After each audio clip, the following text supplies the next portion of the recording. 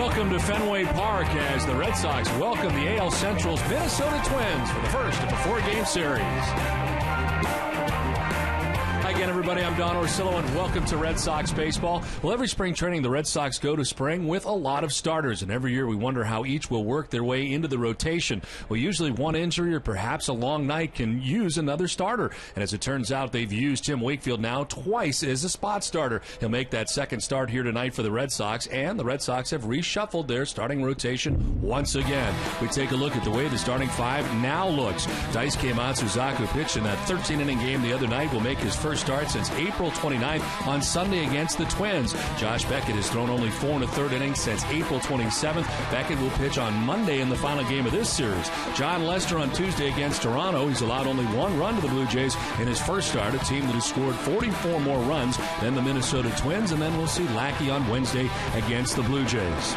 We welcome in Hall of Famer Dennis Eckersley. And not a lot of good things happened here yesterday for the Red Sox, but one of them that was pretty good was a good day for David Ortiz. What a big sign that is for the Red Sox. Compared to the last 2 years' starts for Ortiz, he's gotten off to a great start. In this homestand, he's hit a couple of home runs, one off of a right-hander and one off of a left-hander. And I'll tell you, at the start of this season, they said if he doesn't get off to a good start against left-handed pitching, they may go in a different direction. Well, I'll tell you what, he's hitting 375 off left-handed pitching. You see the home run he hit off of Takahashi the other night, and he's gotten 3 multiple hit games in this homestand, a 3-hit game yesterday. He's off to a great start. That's a great sign for the Red Sox.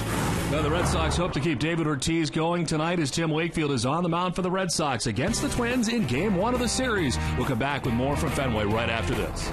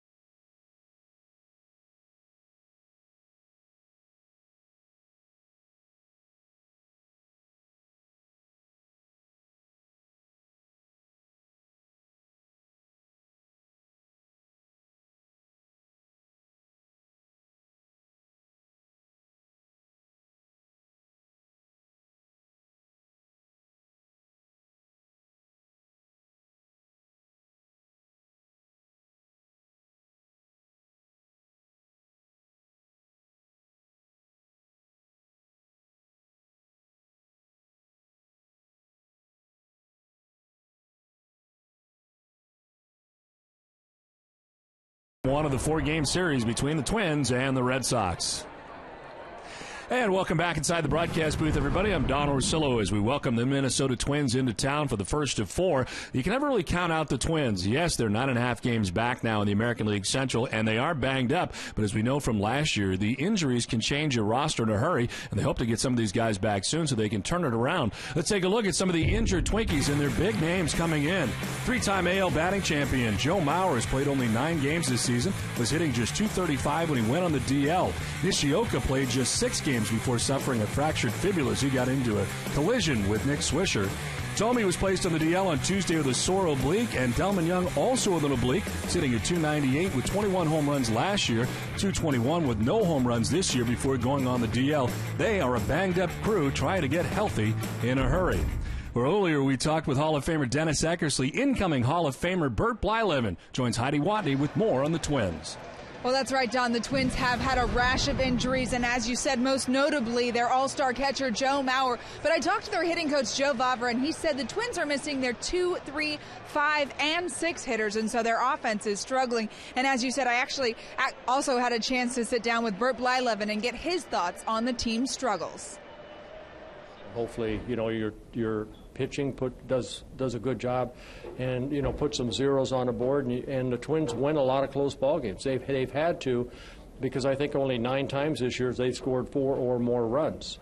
So lack of offense right now is what the Twins are all about. Good pitching and some shaky defense, and hopefully that gets better. All right. The Twins have scored just 89 runs this season. That is the fewest in all of baseball. Twins pitchers have given up 151 runs, which is 4th worst in the major. So their run differential of -62 is the largest in baseball by a big margin. The next closest team is the White Sox at -34. Don? Thanks, Heidi. Scott Baker's on the hill. The right-hander is 0-2 lifetime against the Red Sox in 4 appearances. Back with the first pitch from Fenway right after this.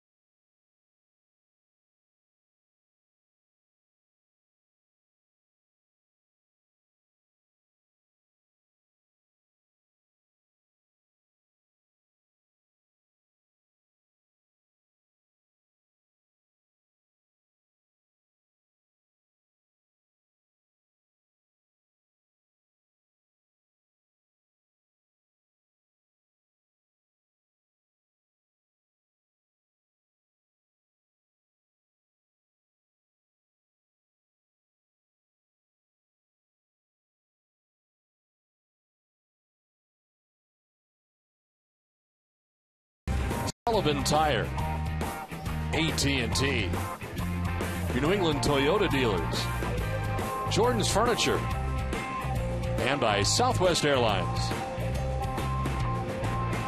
Good evening once again, everybody. Welcome back to Fenway Park. It is cloud-covered Fenway to start this game. With the lights on tonight, and the Minnesota Twins in town for the first time this season as the Red Sox homestand continues. And heading into this series against the Twins, this is a team right now having trouble scoring runs at all. You have got to take advantage of this series. I know going into this homestand, you're hoping to have a great homestand. Well, it's not so great so far.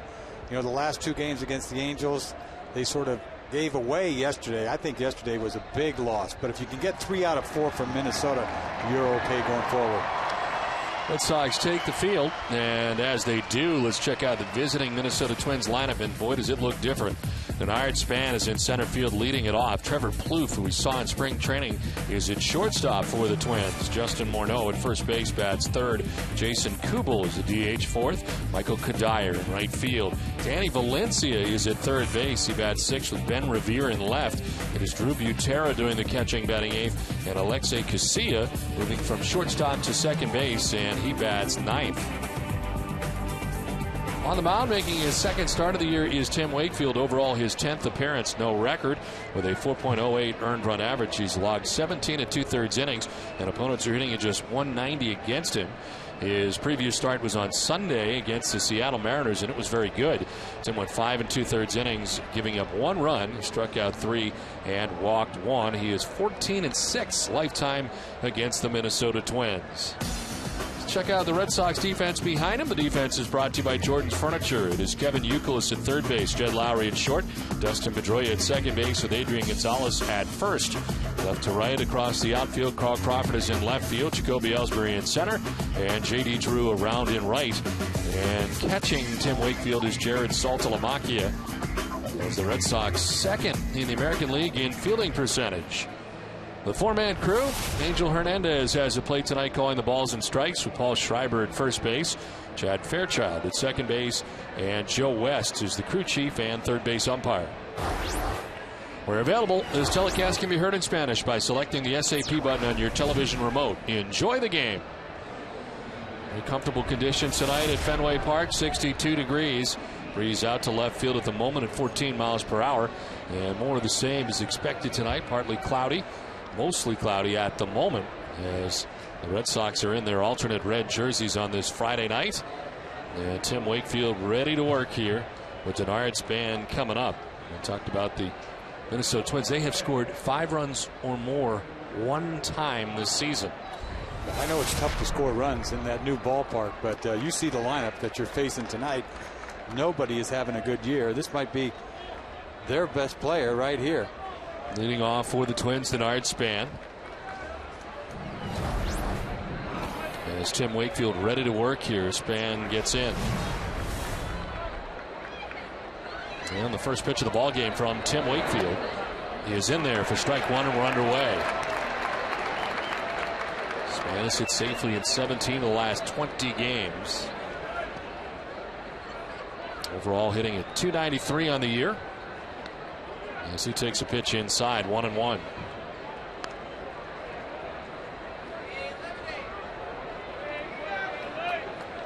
And the Twins coming in last in batting average, hitting at .230 in the American League. There's a fly ball out to right center field. Ellsbury started over, now has to get back, and backpedals to make the grab for out number 1.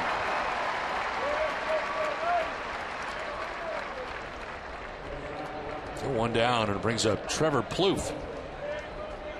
You see Wakey on the mound tonight. You know, things in spring training, you're thinking, boy, he's got a lot of milestones that he's probably thinking about. He's got 7 wins away from a couple hundred. That's a big number for a starting pitcher.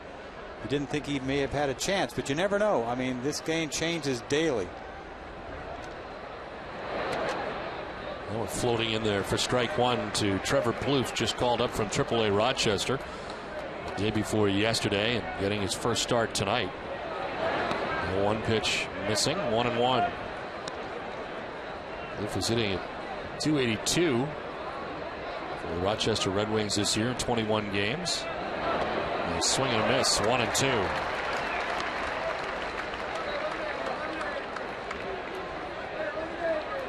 Last year made his major league debut and had a base hit in his first big league at bat. Now he sends one to deep left field.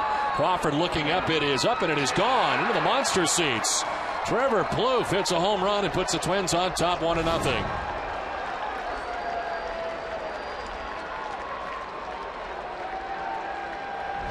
Well, this knuckleball just did not go down. He threw several that were going straight down. I was about to say he's got it going on right now, but that's how quickly you can lose it. You see this knuckleball just floats up there. You're talking about chest high, and he hits this ball out of the ballpark easy. Things can change so quickly pitch to pitch with Wake, and you see right there how it happens. Well, that was a third career Major League home run for Trevor Plouffe. He had 2 last year in his Major League debut, and this year, in his first appearance, it's a home run here in his first at bat of 2011 in the majors.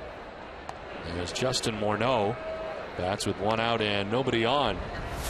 And the concussion problem last year was slow to get it going in spring training. Some effects carrying over into this year. And he's really gotten off to a very slow start. 207. When he got hurt last year, he was having like MVP seasons, and he has already been an MVP once. But last year, he had it going on, leading the league in hitting, and that seems like a long, long time ago. And for him not to come back, you know this guy wanted to come back. Playoffs against the Yankees, you knew something was really wrong. Well, the time he went down, he ended up playing 81 games last year. He was hitting at 345. As he takes a pitch down low, and he'll head to first base, ball 4. First walk given up by Tim Wakefield in the night.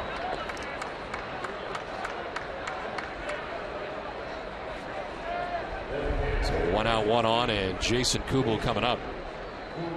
Hey, look at this lineup. So you're seeing Joe Mauer in the middle of it. He's not there. Delman Young had a great year for them last year. Jim Thome also out. And instead of Kubel and Kadire hitting lower in the order, maybe 6 or 7, now you're looking at smack dab in the middle.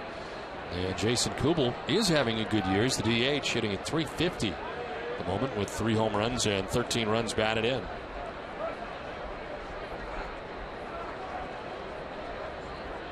Kubel last year with 21 home runs and 92 runs batted in. 1-0 is missing for ball 2, 2-0. Only hit it 249 last year after hitting 300 in 2009.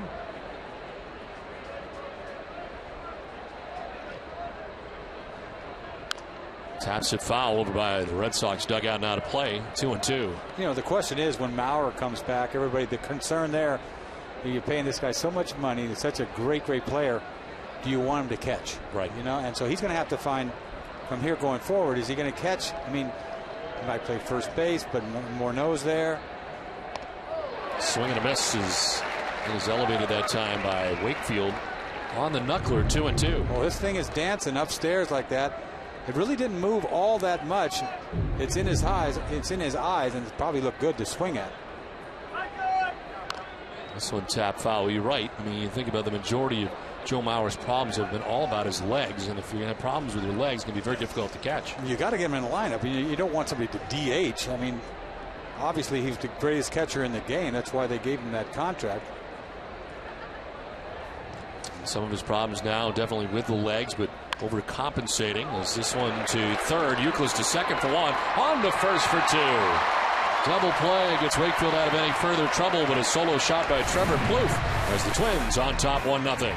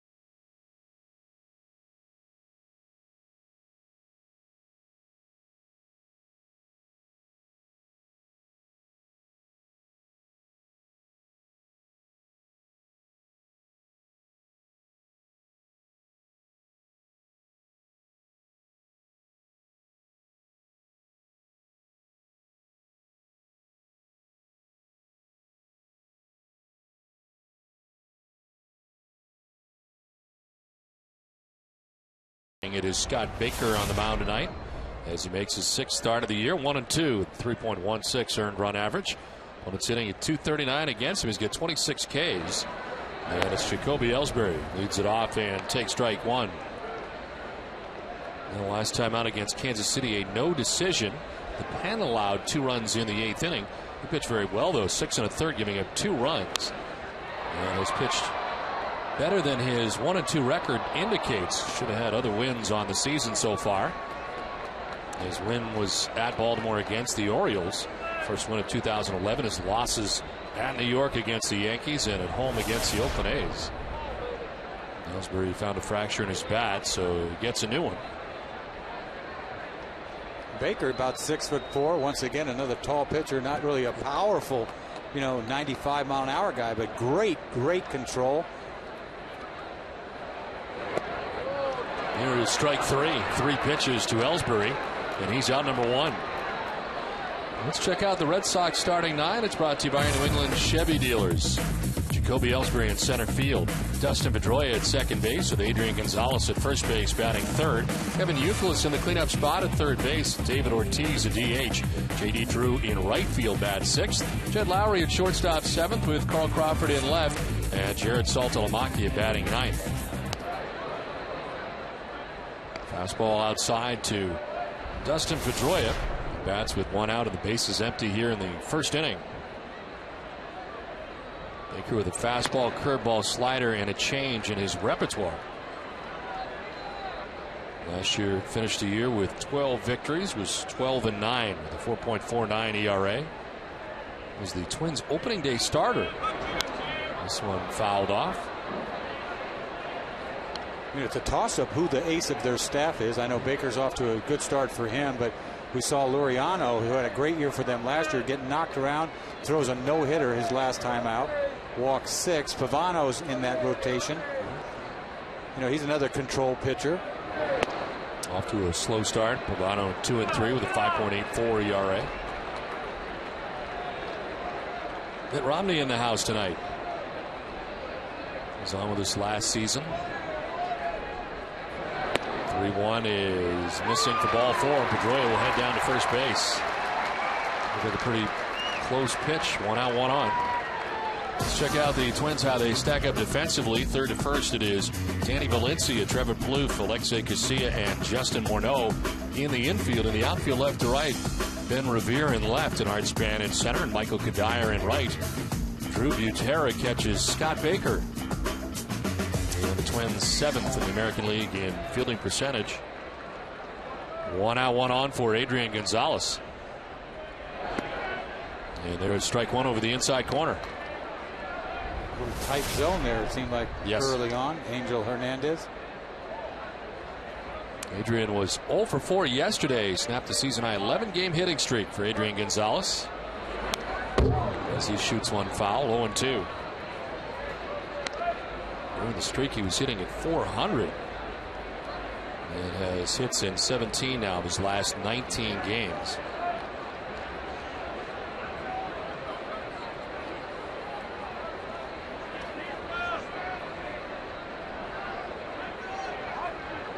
Pedroia held on at first by Justin Morneau. 0-2 to Gonzalez is in the air to left field.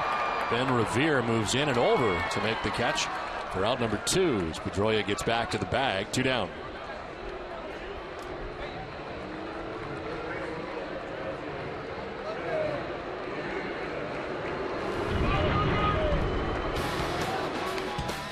Kevin Youkilis getting a collision at second base, a play where Lowry and Youkilis were both kind of hurt on the play, both okay, both stayed in the game. And as Peter Borges running into Youkilis in his wrist yesterday.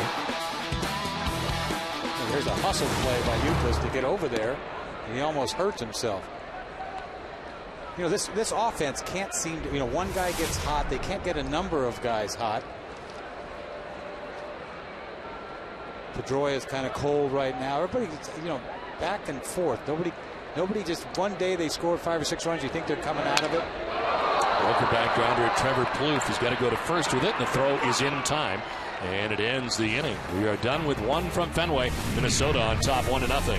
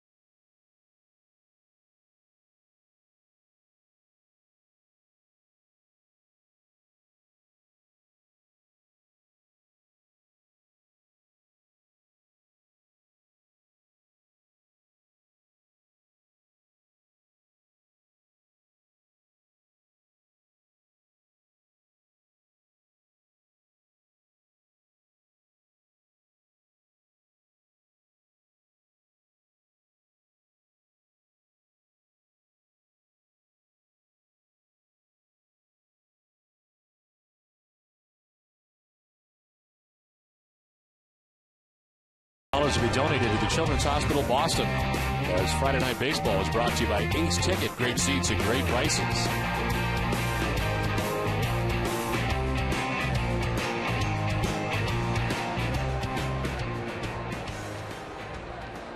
Something is up with Jared Saltalamaki's equipment. Looked like a shin guard as the crew chief Joe West came in.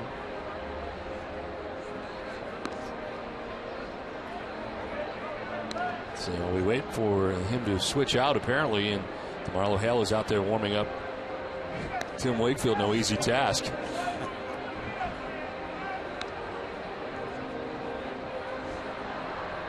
No kidding. That's what's coming. As DeMarlo Hale does warm up pitchers quite a bit in between innings, but he's not always handled the knuckleball as Tim Wakefield warms up here. It was kind of odd, wasn't it? Yeah, it was odd. Checked out Jared Saltalamaki's gear, and he was out there apparently fine, but something was up with it as far as Joe West was concerned as he came down. And he and Angel Hernandez talked to Saltalamaki, then he left and took off one shin guard and went down the runway, and now he's back.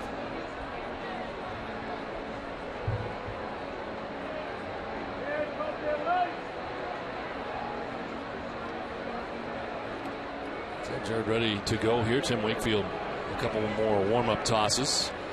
It'll be in this second inning, Michael Kadire, Danny Valencia, and Ben Revere to bat in the inning. The Twins got a home run from Trevor Plouffe in the first inning off Tim Wakefield. It is the difference in the game.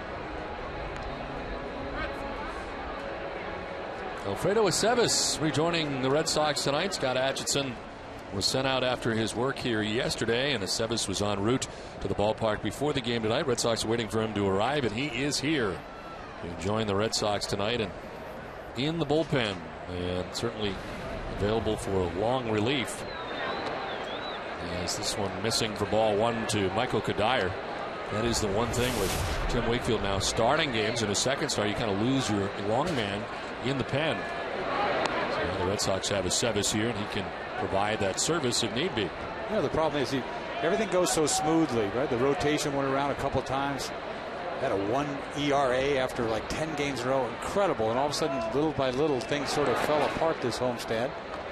The bullpen just went. Jenks is on the DL. Wheeler's on the DL. Wake had to make a start his last time out. Right when you think things are going smoothly, something gives.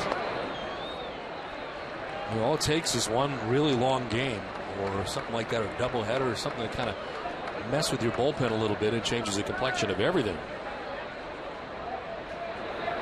The 3-1 pitch is in there for strike two, full count.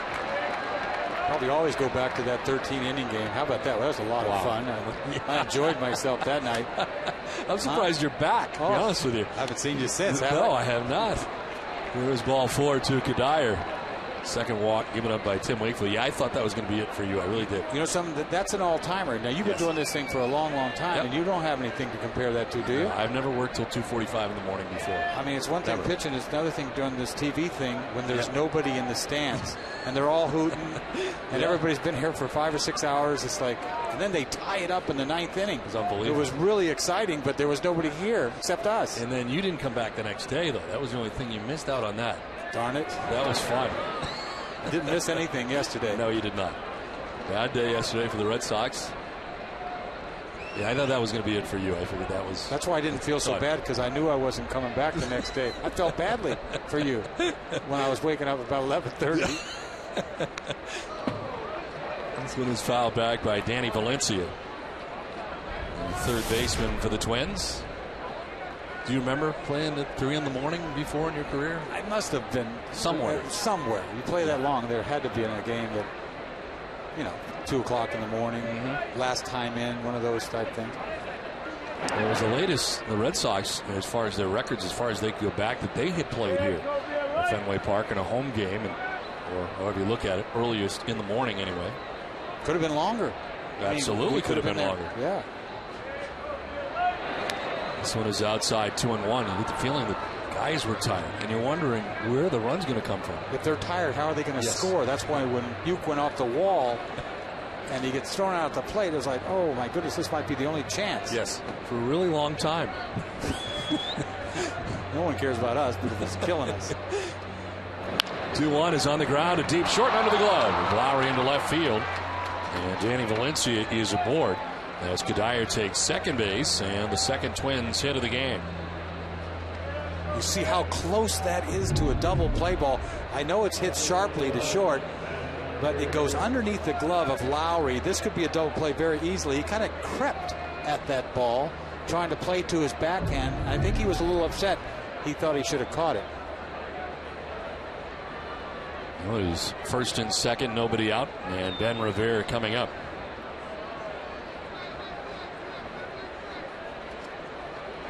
We're filling in for Delman Young. Seems like there are fill-ins everywhere right now for the Minnesota Twins. Young is out with an oblique strain. Talk about Jim Thome being out with an oblique strain. Tsuyoshi Nishioka, the newcomer to the Twins, and second baseman, breaking his leg first week of the season in a collision with Nick Swisher at second base. Broken leg, and you got Joe Mauer, who is out right now. And Mauer has mentioned problems with his legs, but then was kind of overcompensating and had problems with his elbow and shoulder. And all kinds of knee issues in the past for him. This one is into left center field, a base hit for Revere.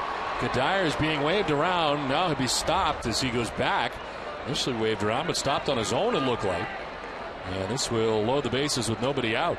Oh, he could have scored easy on that. I know he paused and hesitated, but even so, he could have scored. I know there's nobody out. Why risk it? But here we go early on. Wake is upstairs with these knuckleballs, you know, I tell you. And you see, Ellsbury, he's not going to throw anybody out from that deep in the outfield, but they're playing it safe. But Wake is up early in this game. So bases loaded and nobody out. And Drew Butera coming up.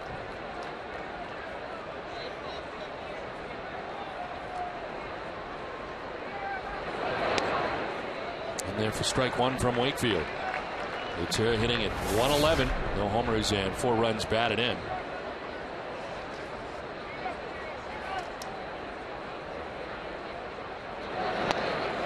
Swing and a miss, 0-2.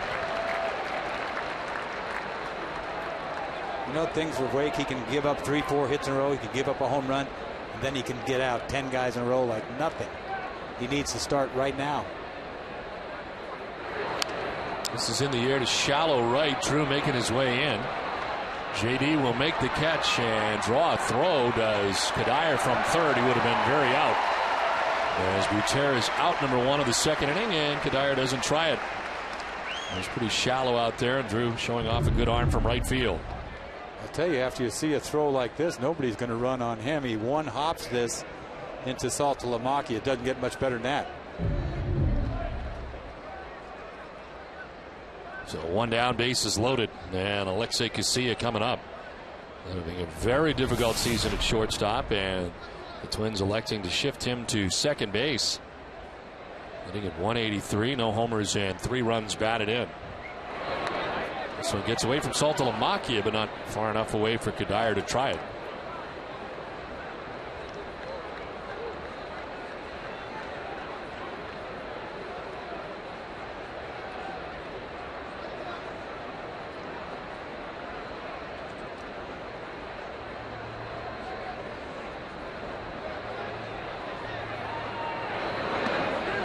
Drop in there for strike one, 1-1. Second start for Tim Wakefield, the first against the Seattle Mariners. 5 2/3, and he threw 76 pitches. And a swing and a miss. Well, that one was nasty. Just it went the opposite of most of them are going down to the left. This one comes back inside and goes straight down. Unhittable.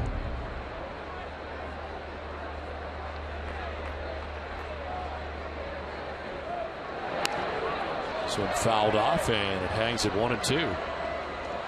Get all the refreshment you need this season by heading over to the Chill Zone at Cumberland Farms. There you can choose from all your favorite fountain and frozen flavors for just 79 cents any size. The Chill Zone, only at Cumberland Farms.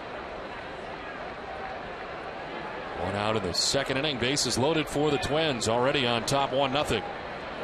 Casilla with a swing and a miss. Wakefield needed that. Strikes out Casilla for his first K of the night. Boy, he came up with some great knuckleballs in this at bat. Casilla saw the best he has, and he puts him away with one that goes down and away. They're going every which way in that at bat. They should have sent Kadire. Looking that way now. The way they're scoring runs, you're going to send anybody anytime you get a chance. The 2 down, bases loaded. Back up top for Denard Span. He flied out to center field. In his first try against Tim Wakefield, he takes strike 1. He catches this ball on the ground almost, but it crosses the plate, a strike. It looks ugly when he catches it. If you're looking from the side, you're saying, how can that be a strike? So much movement on that knuckleball. And you're right, we've seen Tim Wakefield, even when he starts off slow, he can then reel off 4 or 5 innings after that. It just comes back to him. And look at that ball went the opposite direction. I mean, I don't know how you catch it. Saltalamaki's done a very good job in that area. It looks like a little mitt, doesn't it? A little teeny first baseman's mitt.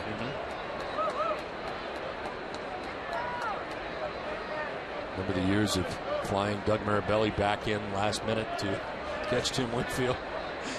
But Saltalamaki doing a very good job. There's strike 2. Boy, getting out of this bases loaded jam is huge right here. Span very good in this capacity. Is Kadire's at third, Valencia at second, and Revere at first.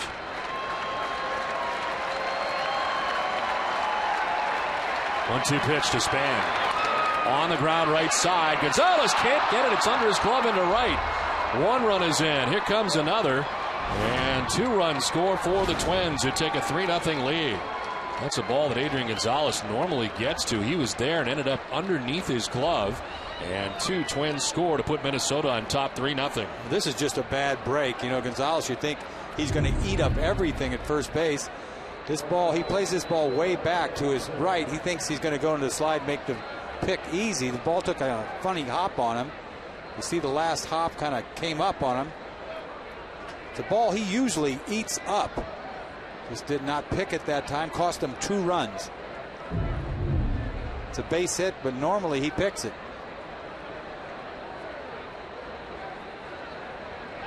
It is a base hit for Denard Span. And a 2-run score. As Kadire comes in, Valencia comes in. Revere ended up at third base. So runners at the corners now for the Twins. And Plouffe takes a strike. Plouffe with a solo home run in the first inning off Tim Wakefield.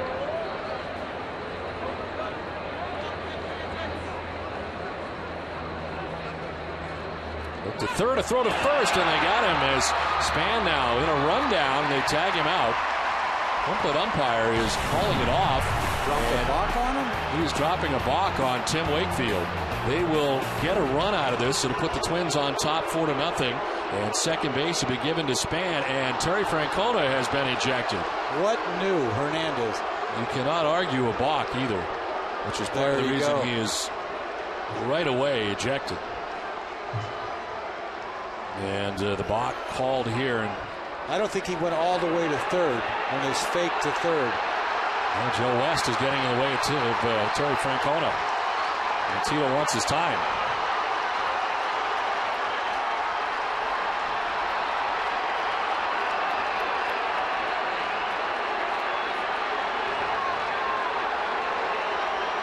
He is hot. I've never seen him. He is hot.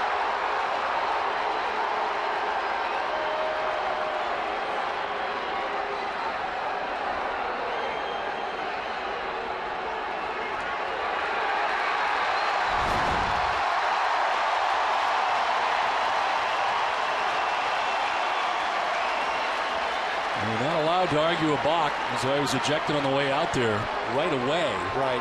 And he wanted the chance to talk to Angel Hernandez. Joe West, crew chief, wouldn't let him.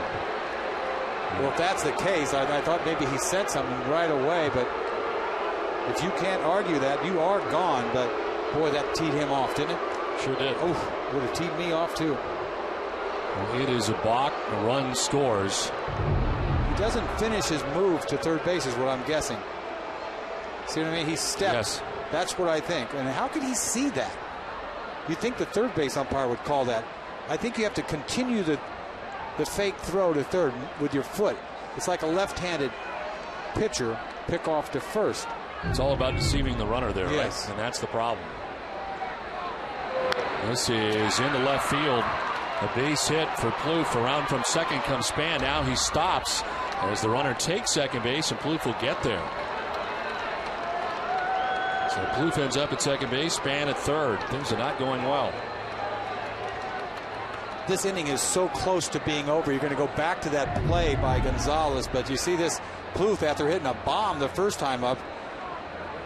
You see Span, he's going to want to run on this play. The throw is awful by Crawford. Luckily, Span stays at third base, but because they didn't hit the cutoff guy, Plouffe ends up at second base, which is not a good thing. But I think he could have scored on that. He gets a single second on the throw. And a big swing and a miss for Morneau, 8th member of the Twins to bat in the inning.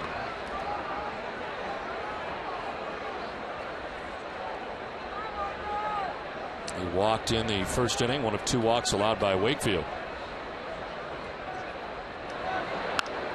On the ground, foul outside of first. So you have to step completely and fake the throw completely before you can go the other way. Right, you can't just step like home. You've got to step towards third base. It's kind of like the move by a left-handed pitcher to first base, right?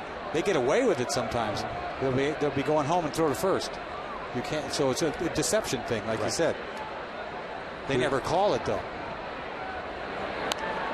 This one fouled off to the left. We'll get another look at the balk call, which I'm pretty sure was called by Angel Hernandez, the home plate umpire. How's he see this from home plate? See? He just doesn't really step. He stepped kind of to third base. It was Hernandez who made the call. The 0-2 pitch is in the dirt. No advance as Saltalamacchia gathers it. You know, the problem with that whole thing is that he picked him off. Right? He had him. Because if he didn't pick him off, it was so surprising. You're walking off the field thinking, what a great move. Picked him off, inning over. Meanwhile, just the opposite. And a run scores. Right. 1-2 jams him, and it's a pop-up right side as Pedroia is under it, and he puts it away to end the inning. But 3 more runs for the Twins. They lead at 4-0.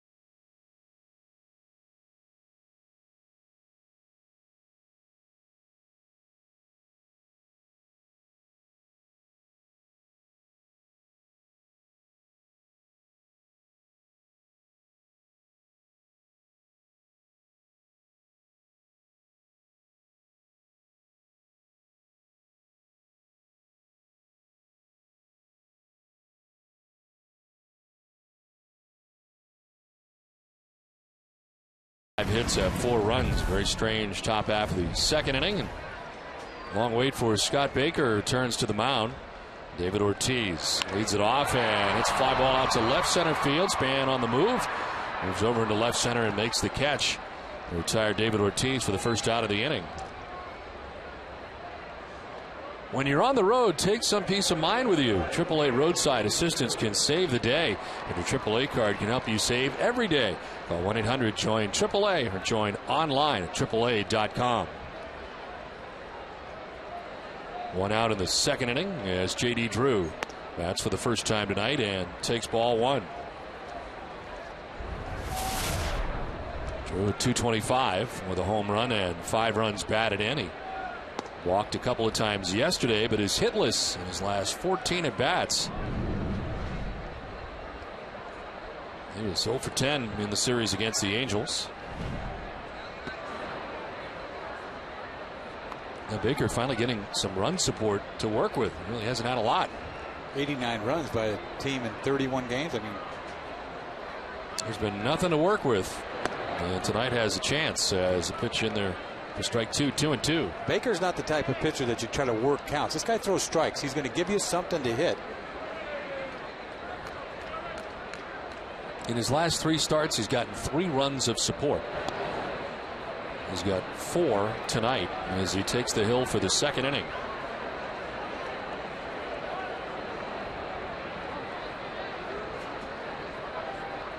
The 3-2 pitch. In the air to right. Deep, far down the line towards the corner, and that ball is gone. J.D. Drew breaks an 0 for 14 stretch with his second home run of the year. The Red Sox are on the board.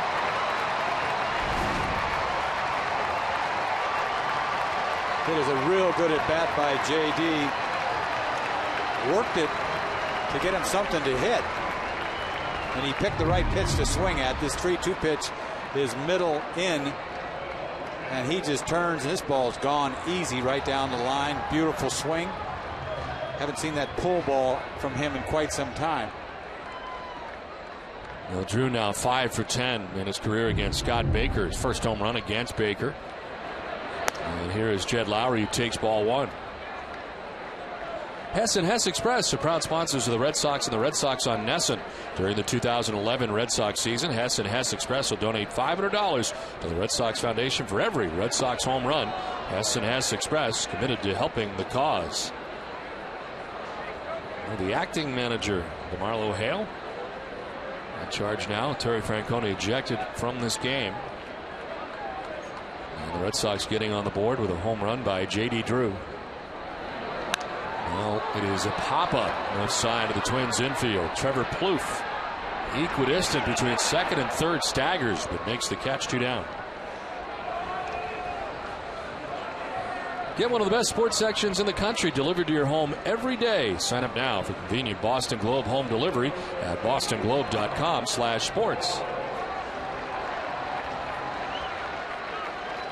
2 down here in the second inning, and Carl Crawford, part of our key matchup, brought to you by your New England Acura dealers. He is 6 for 14 against Scott Baker.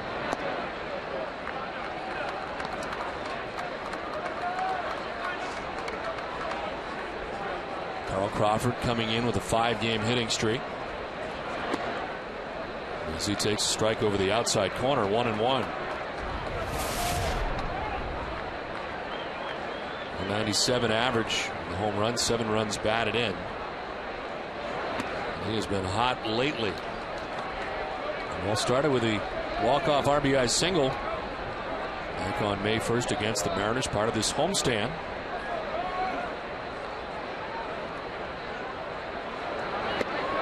Late in the cut, and it's 2-2.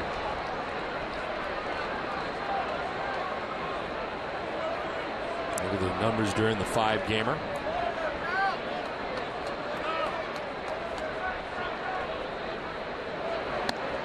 Twists him out of the way. It's a full count. That time at 94, best velocity we've seen from Baker yet. Well, he let that thing go that time because the last time he went inside, the guy went bridge. Drew took him deep, so he jumped on that one. So he fouled off, and do it again, 3-2. Talked about the Twins offense and the lack thereof. Their earned run averages, the pitching staff, they are last in the American League in that category too. At 4.73 earned run average. So last in batting average, last in ERA. It's not been a good start for the Twins. They're 9.5 games back in the AL Central. Another foul off to the left. Pitching-wise, the bullpen has changed. How could it not change more than having Nathan not be your closer anymore? I mean, he was hurt all last year, came back this year and not throwing the ball all that well. Capps is their closer. In fact, they're not even going to bring him in tight situations. What is that? How about that? Swing and a miss, elevated at 93, and Crawford strikes out. Second K for Baker. J.D. Drew hits a home run, but it's 4-1 Minnesota.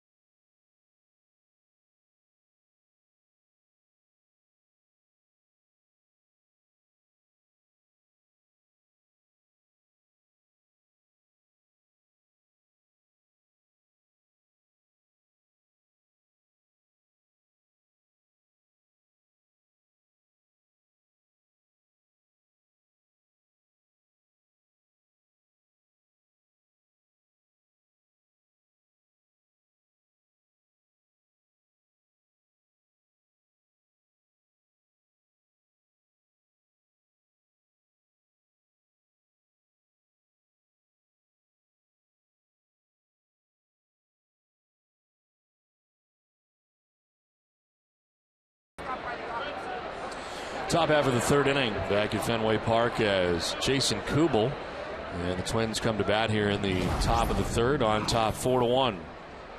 Kubel, Kadire, and Valencia face Tim Wakefield. Talked about his 73 pitches last time out, getting him 5 2/3. So a lot of pitches already tonight as this grounder is outside the line and a foul ball. And Tim's up to 52 pitches already facing the first batter here in the third inning.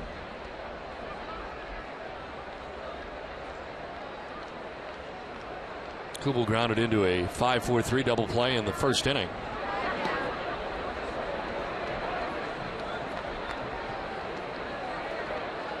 The Red Sox opened up Target Field last year, and Jason Kubel hit the first home run ever at the new Target Field.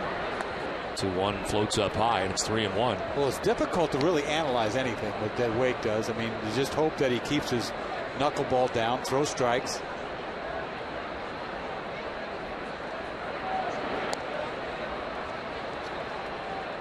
There's ball 4, and Kubel head down to first base. 3 walks allowed by Wakefield. Red Sox baseball on NESN is brought to you in part by Eastern Bank, the official bank of the Red Sox television network. Commitment, passion, and love of the game. Find out what we're made of at easternbank.com. Jason Kubel at first base to begin things here in the third. Well, Michael Kadire pops one up foul, backing out of play. Well, the Twins, they don't all run that much, this club. So if they did, they'd be running on Wake. On Gardenhire and the Twins coming in. Very difficult start. They've been there before, though. I just wonder if this time they'll be too far behind by the time they get some of their guys back. Euclid and Saltalamacchia giving chase, but it's back into the crowd. They are famous for making that second half run, and you're talking about it before the game. This is not a team that plans on the wild card. They plan on winning the division, and they've done it many times under Ron Gardenhire. In the same situation for the Red Sox, it'd be like if Baltimore got off to a 20-10 start. You wouldn't be worried when you're 11-18 and blasting everything. This one nubbed in front of the plate. Saltalamacchia jumps out, fires to first for the out, as Kubel takes second with one away.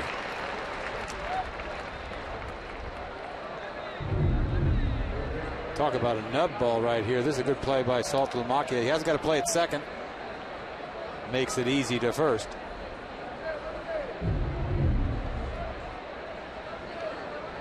So one down, Kubel at second base, and Danny Valencia coming up. He singled to left field in the second inning, came around to score. And a swing and a miss for strike one. I think the amazing thing in the American League Central is the Cleveland Indians. Right. I mean, they are 21-9. Red Sox saw them firsthand as they were swept by the Indians in Cleveland. We kind of figured, okay, they're getting off to a good start, but they are continuing this good start into May. Well, Sizemore came back, right? He's been gone. Hafner's finally swinging the bat. He hasn't done that for a couple of years. There's a lot of things going on there. Pitching, Masterson. They're 13-2 at home. It's ground ball to shortstop. Lowry fires across to first. No advance for Kubel as Valencia is retired. And there's two down here in the third inning. But yeah, the Indians are 13-2 at home at Progressive Field, and they have a 4.5 game lead over the Kansas City Royals. That's what you call branch work. That's the meaning of branch work. Don't fall out of that tree because it's a long ways down. But they're hoping, they're planning on it. Everybody else in that division. Yes. And the White Sox, are as much of a surprise to me just because of how bad they've been on the other side. That's a good ball club. I picked them to win that thing. That says something about you. Something about Ozzie. Ozzie's killing us. I'll tell you what, he's run the risk of losing that job several times over there. It's great when you say a lot of stuff and you win. If you say a lot of stuff and you lose, it's a little different. Oh, yeah. This one is out to left center field. Crawford on the move will make the catch that ends the inning. Jason Kubel is left at second base. 2.5 done, 4-1 Twins.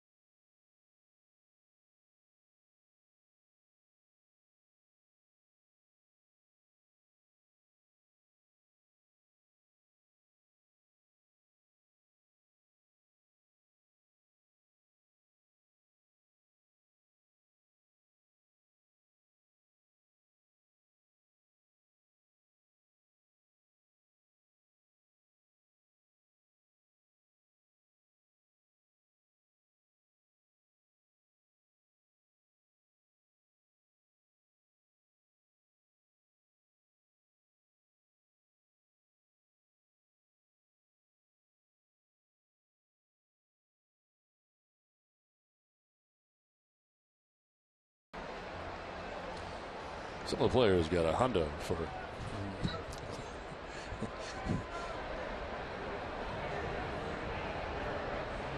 last half of the third inning at Fenway Park. Breeze blowing out at the moment as the Red Sox come to bat, trailing 4-1 in the game. Jared Saltalamacchia leads it off and takes strike one. Jared hitting out of the number 9 spot, 194, no homers, and 7 runs batted in. There is strike 2, and it's 0-2. Baker working with a 3-run lead, gave up a home run to J.D. Drew in the second inning. Up and in, 1-2. We got something special for you coming up here in the inning as the Red Sox during spring training had a chance to make a Dunkin' Donuts commercial, several of them, and we got some of the outtakes for you from spring training. Here they are. What are you drinking? Yeah, what am I drinking? Okay. Yeah, enough of the electric show. You stink. Yeah, enough of the You got like half a line and you butchered it. Estoy tomando un café de caramelo con hielo de Dunkin'. Soy un gran fanático. Gracias, papi. No de ti, del caramelo. Ya pues. The Boston Red Sox run on Dunkin' Coffee. They had a pretty fun day, I think, all in all. And I know Terry's probably watching this in the clubhouse right now. I'm not surprised that he butchered his only line. It was only like 3 words. He couldn't do it. That acting stuff is not that easy. It's not easy, especially when you got to play yourself. Oh, Come right. on. You get Big Iron to do that, too. Kobe Ellsbury fouls it off, and it is 0-2.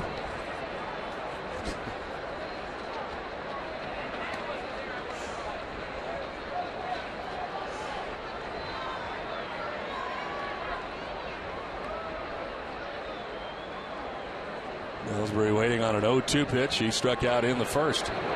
This is back up the middle into center field, a base hit. Second Red Sox hit of the night, and it's back up the middle for Ellsbury. See, Baker's throwing strikes. 0-2 breaking ball. Not that bad a pitch. Good piece of hitting right up the middle by Ellsbury. Out of the reach, Baker's glove.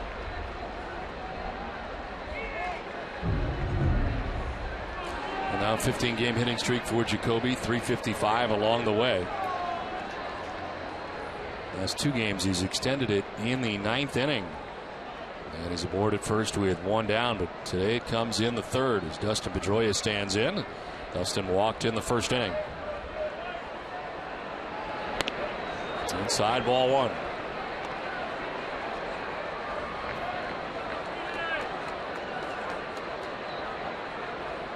Have you done any movies in the course of your career? No. No movies. No, that no fever acting pitch career. thing, I had to stand around. That wasn't that tough. I did that film too. Takes off, pitch a strike, and the throw is in time. Ellsbury is caught stealing as Drew Butera.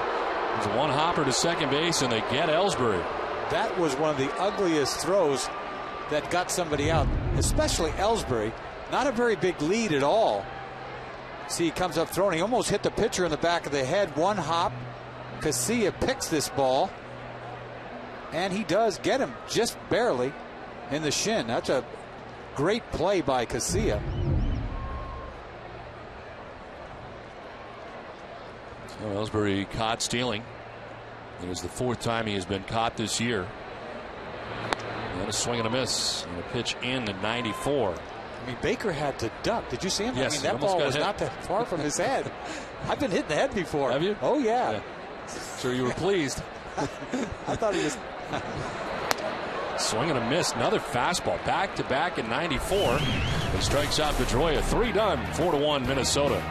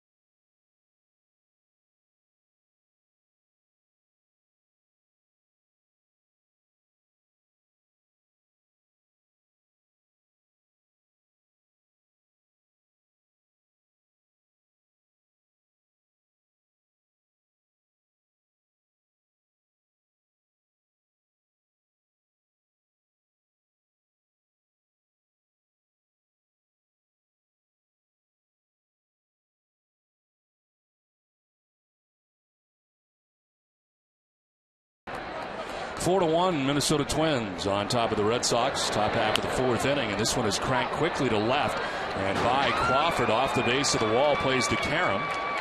And it is a long, loud single for Drew Butera to start the fourth inning.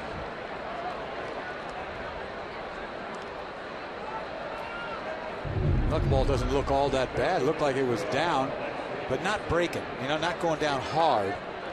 Left it out over.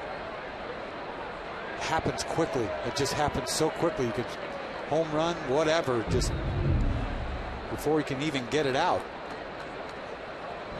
Alexei Gucia is standing in. He's on the ground. A short, could be two. Howard is second for one. On to first, quickly taken care of.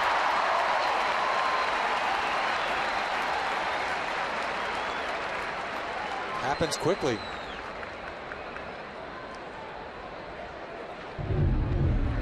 You see 2 pitches, 2 outs, but you see Butera trying to clean him out. Couldn't get there soon enough. Easy double play ball. Second double play turned by the Red Sox defense. 2 down here in the fourth inning for Denard Span.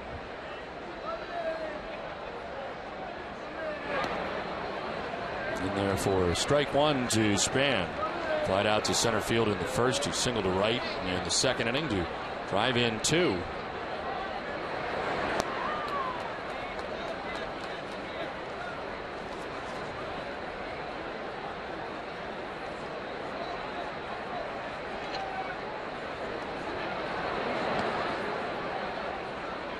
Infield trying to be a little more economical here after throwing 50 pitches through the first 2 innings.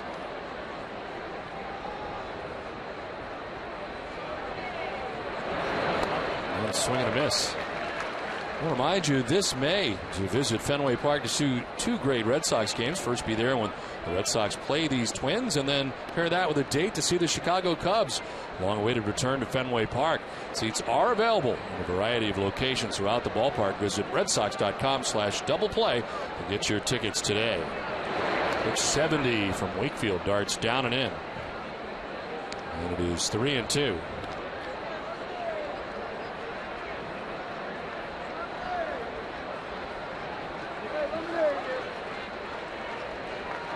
Oh, he's going to throw some cheese. And it's lined to center. Ellsbury coming in, diving head first to make the grab. And ends things in the top of the fourth, an 8-pitch inning for Wakefield. Nice catch by Ellsbury. 4-1 Twins.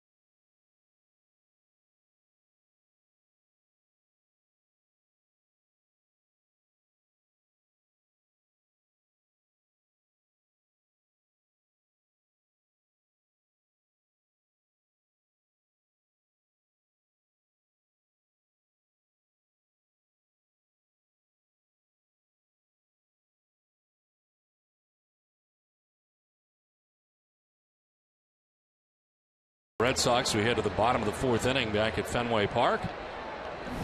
They Adrian Gonzalez, Kevin Youkilis, and David Ortiz bat here in the fourth. And the first pitch ball outside to Adrian. Saw a pretty good fastball last inning from Baker. Punched out Saltalamacchia and blew away Pedroia. 1-0 fouled off to the left. He's got it up there about 94. A little more than I thought he had. See, Pedroia punches out here. Ball's up out of the zone, so it makes it look like it's 100 miles an hour. But that's the way he's been going, too, Pedroia. Just swinging. Great at bat against Weaver, but that's been about it. Gonzalez, opposite field, towards the monster seats, and that ball is gone. Blast to left for Adrian Gonzalez. You see the kind of power he's got the opposite way. And there's his third home run of the year. It's now 4-2 Minnesota. That's frightening. You see how easy that was? He hit this ball out like a right-handed pull hitter. Effortless. That's what I'm talking about. That's what they were talking about. Something off speed, change up, stays back. Uh-oh. Boom. I mean, that is so easy. Look how far that ball went. Well, he has got the perfect swing for Fenway Park, and we're starting to see it. That's scary. He stays back on a changeup. We often wondered about how good he would be here in this lineup, and you see what he was able to do at Petco Park in that big yard, and no protection virtually in that lineup in San Diego. You know, but beyond that, this ballpark sort of creates that stay back, and you will get rewarded if you stay back. Same thing with Ortiz. I mean, if you stay back. This is to left for Youkilis. It's in for a base hit. Revere over to play it, and Youkilis is on with a single.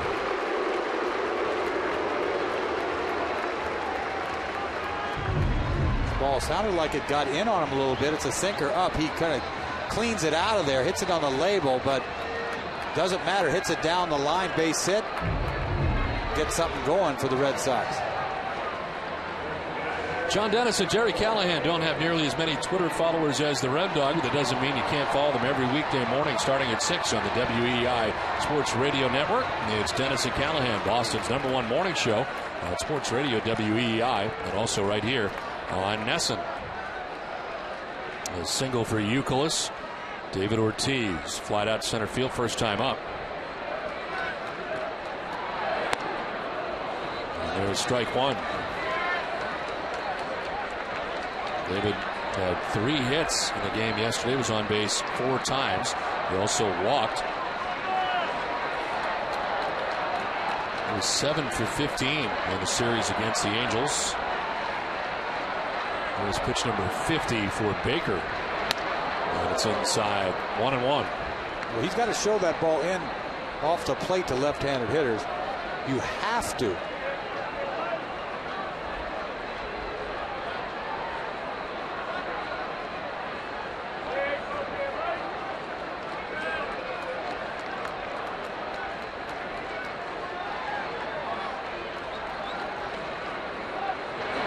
Ortiz rattles it hard into the seats.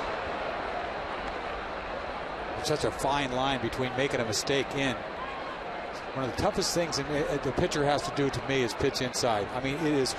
I mean, if you want to be a big winning major league pitcher, you got to pitch inside. You don't have to throw hard. You just got to get it in there. A lot of guys get afraid to pitch in. I mean, they.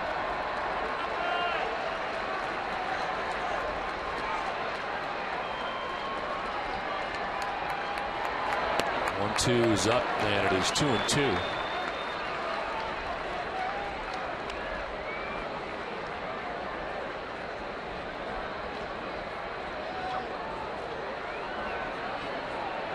Virtually, if you don't come inside, you don't have that part of the plate at all, right? Wear you out.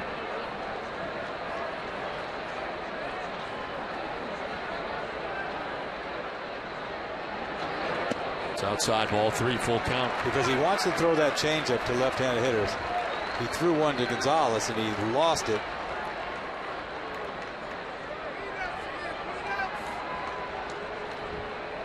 It's Ortiz now, Drew next. He's got a home run of his own, so Baker allowing 2 home runs. Those solo shots, 1 for Drew, and 1 more recently this inning for Adrian Gonzalez. Here's a 3-2. Ortiz in the air to left center. And it's the center fielder, Denard Span, who is there to make the catch for the first out of the inning. A very tempting 3-2 pitch. This ball's up out of the zone. Got a little something on it, but he just can't get to this ball. It's just too far up out of the zone. 94 again. So it did have something on it. Well, David flying out twice tonight, both times to Denard Span in center. 1 out, Youkilis at first, and here is J.D. Drew.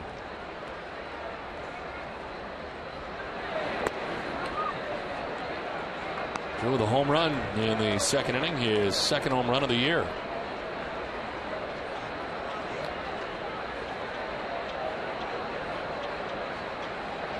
His first home run since the 20th of April at Oakland. Went off Jerry Blevins. 37 at bats in between for J.D. as he takes strike over the outside corner.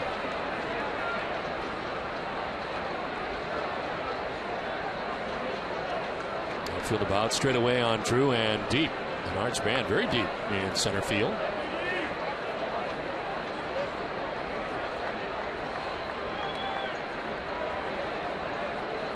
On the ground up the middle. Casilla to second for 1, on to first for 2. And that'll wrap up the 4th inning. Leadoff home run by Adrian Gonzalez. It's 4-2 Twins at the end of 4.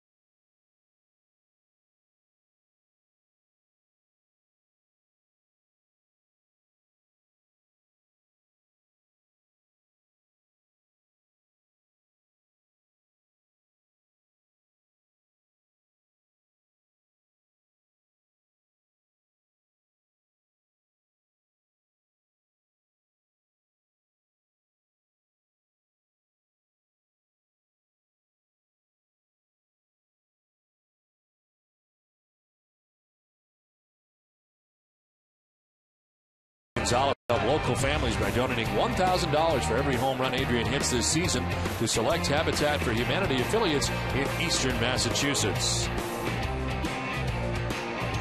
Adrian Gonzalez has homered tonight to bring the Red Sox closer. It is 4-2 now. Minnesota on top in the game as we play into the 5th inning.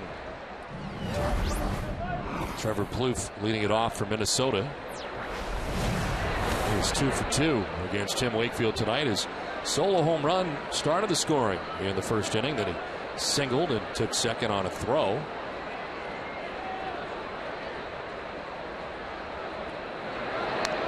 It's outside 3-0.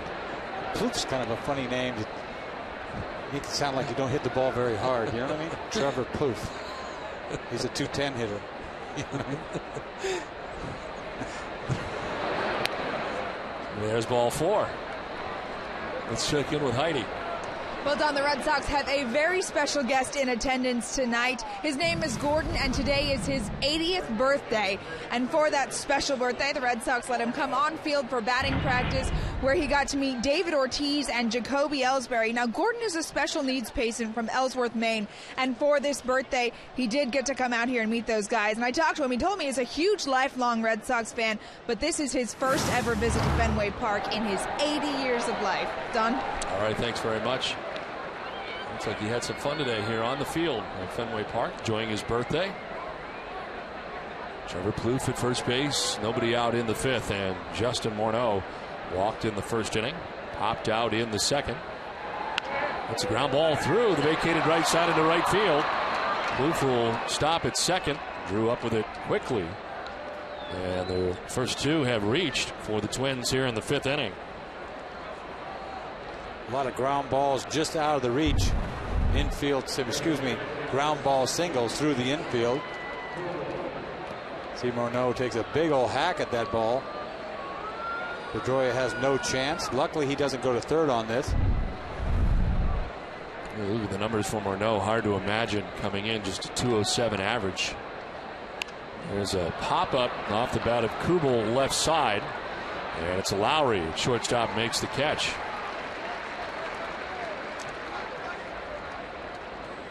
Thanks to Ace Ticket, $175 to be donated to Children's Hospital Boston's trauma program and the Red Sox Foundation. For every strikeout thrown by the Red Sox entering tonight's game, Ace Ticket has donated $37,625 so far this season.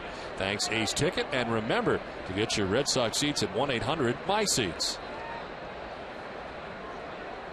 One out, runners at first and second for Michael Kadire, who takes ball one. Things happen so fast with Wake. It's like the slow pitch softball or something. Everybody's hacking. They get 3 outs in a heartbeat, or you can't get anybody out. Fredo Estevez swarming in the pen. Tim Wakefield with his 80th pitch, surpassing what he threw in that first inning. Threw 76 pitches in 5 2/3 innings in that first inning against the Mariners. Now at 80. It did not help that he threw 50 through the first 2 innings. 1-1 tap foul. The pitching line is brought to you by Ace Ticket. 4 1/3 for Wakefield. 7 hits, 4 runs. Run in the first on the home run by Plouffe. 3 runs in the second. It's walked 4 and struck out 1. 1-2 to Kadire. This is into left field. A base hit. Plouffe will be stopped at third base. Crawford gets it back in. It's cut off by Youkilis. And the bases are now loaded for the Twins with 1 out. They've stopped the runner at third 3 times now. For good reason right there, because he would have thrown him out. Line drive by Kadire. Gets to Crawford quickly. Good throw in.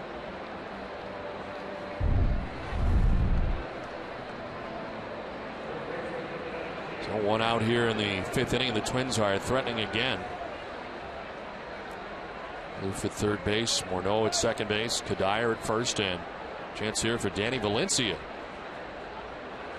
This is already the Twins' 11th at bat with runners in scoring position, and they are 4 for 10 as Valencia takes ball 1. On the other side, the Red Sox have not had an at bat with a runner in scoring position tonight. They do have 2 home runs. J.D. Drew a home run in the second, home run for Adrian Gonzalez in the 4th. This one is hit hard to left and is off the wall very quickly. Plouffe scores. Morneau is in behind him, and it is a 2-run double off the wall that has Minnesota on top 6-2. Valencia gets a nothing flutter knuckleball, and he just yanks this ball down the line. Luckily, he didn't get this ball up in the air, or it's a slam. You see that thing just sitting there. Line drive off the wall. If he gets this ball up, forget about it. You credit him with his single. He takes second on the throw, his 2-run score. And DeMarlo Hale out to take the baseball from Tim Wakefield. Pitching change with 1 out in the 5th. 6-2 Twins.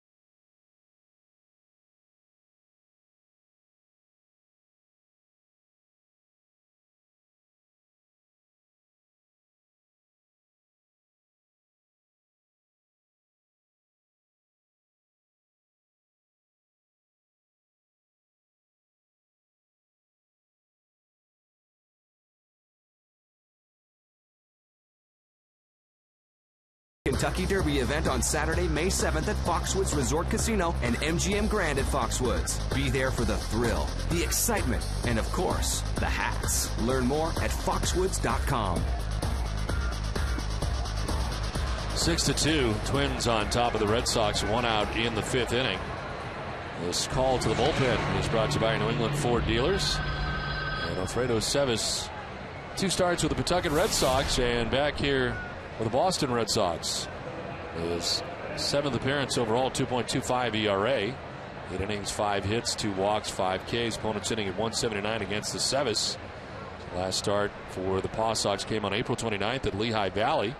Allowed 3 runs, 2 earned in a 3-0 loss. With the Red Sox this year, he's held opponents scoreless in 5 of his 6 outings.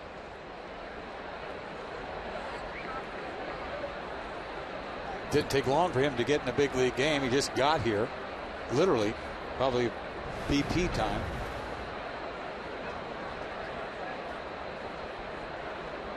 They have given Valencia a double and originally given him a single, the second on the throw, but that's now changed.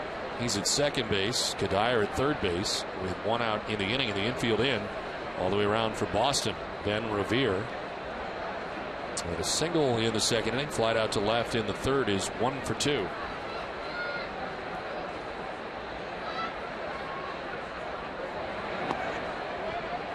Revere was called up on May 4th.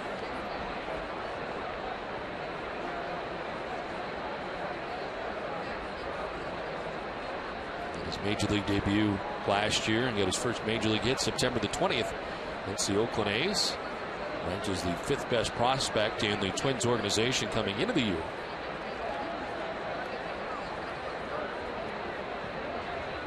The Red Wings in Rochester, who's hitting at 293 at the time of his call-up. And a swing and a miss, 2-1. A little over aggressive there. Wants to drive in these 2 runs. Hasn't thrown him a strike yet. Tim Wakefield responsible for Kadire at third base, Valencia at second base, with an infield in for Boston. And a swing and a miss, 2-2. See another back-to-back changeup. This is a good one, even better than the one before. It's kind of hard to put that ball in play. Never gets there. He's pitching around him, to be honest with you, because you got Butera on deck. Got to get a chance to punch him out.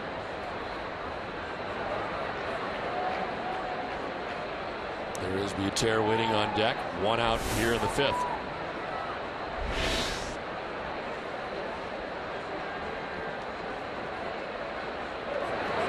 Revere hits it foul. Hit it hard, but foul. For every Red Sox game that goes into extra innings or the Red Sox get a save, CVS Pharmacy will donate $500 to Children's Hospital Boston. CVS Pharmacy is the official pharmacy of the Boston Red Sox. Is that 3 straight changeups? No, that was a fastball, I think. He jumped all over it. He wants to hit. He didn't come up from the minor leagues today to take a walk. It was a 2-2 to Revere. That's up and away. That was a fastball at 93, full count.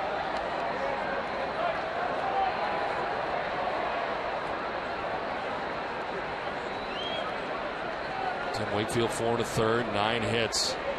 So far charged with 6 runs, 4 walks, and a strikeout. Cevis trying to settle things down here. 3-2. Popped up foul, backing out of play. He might have been right, that pitch he pulled foul, because that was a changeup right there too. So several changeups. Yep.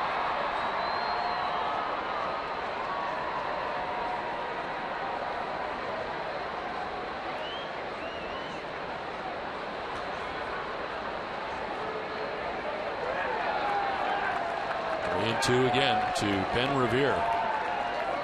Cevis backs off.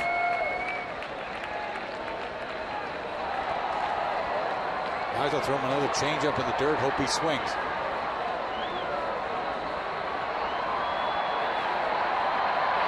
Breaking ball, and he strikes him out. So Revere strikes out. for the second out of the inning. Well, he pulled this ball out of his bag of tricks. Never showed him a breaking ball to hold bat. Goes 3-2, throws him a hook down and in. Good pitch. Milan Lucic has scored for the Boston Bruins to give the Bruins a 1-0 advantage over the Flyers. He's trying to wrap up that series tonight. 2 down here in the 5th, and Drew Butera with a chance now. And there for strike 1. Back to back.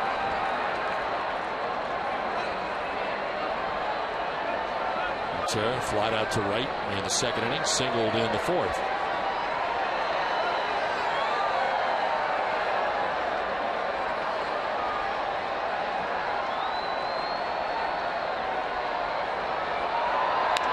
On the ground is short and through into center field. Kadire scores from third. Valencia behind him. And that one gets through. Jed Lowry at shortstop. Well, that is a huge error. A 2-run error. Sharply hit ground ball to short. Fairly routine. I know he stung it a little bit. The ball, you know what, ate him up. I think he got blocked by the runner. Could have, because it just looked awkward, him going after it. The ball was on him before. Let's see if the runner is in his way. And he might have been. I don't know. It just was a very awkward play by Lowry. He made a play earlier. He kind of went at a ball in the hole that he sort of crept at. It was a base hit, but it looked like it could have been, he backhanded it, could have been a double play ball. So a couple bad plays by Lowry tonight. He knows it. Well, it is now an 8-2 lead. A 4-run 5th inning. As runs are charged to Tim Wakefield. This one is caught by Aceves, who'll run himself to the bag to end the inning. But the damage has been done. 4 runs in the inning for the Twins, who lead at 8-2.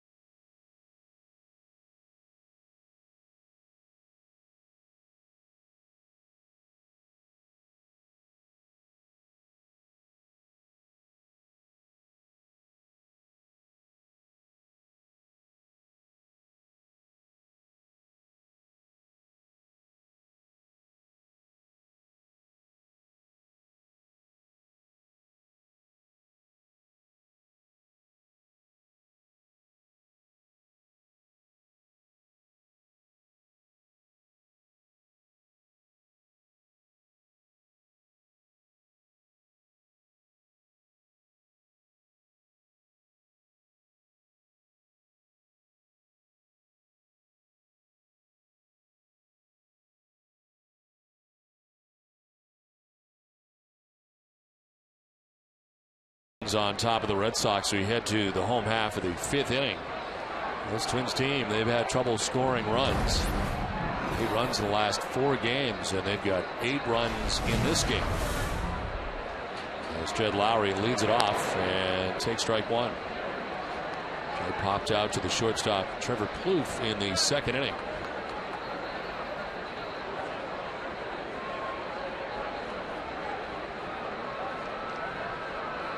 Those weird quirks in the schedule where the Twins have been in town the last 2 nights while the Red Sox were playing. They played day baseball on Wednesday and then got here very early in the evening and Watched the Red Sox play into the early morning and then had yesterday off when the Red Sox were hosting the Angels. So they've been in town a little while to begin this series. Yeah, that doesn't happen all that often. I mean, not only just a day off, but the night before. Yes. They're probably watching us at 3 in the morning. Yes, they were. Well, some of them were. Most people I heard were done in the 9th inning. And most people went to bed. They had yesterday off here in Boston as they continue their road trip. Waiting on an 0-2 pitch is Jed Lowry. Yeah, so they are in Boston for a long time. It's a 4-game series, so they're here 6 nights. That's a long time. And they don't come here again, obviously. No. Swing and a miss. Lowry strikes out. Pitch up at 94. That's where Baker's been operating, up but at 94. It's 5 Ks now for Baker. I'll tell you what, he's trying to get this ball inside, but he's got some giddy up on this ball.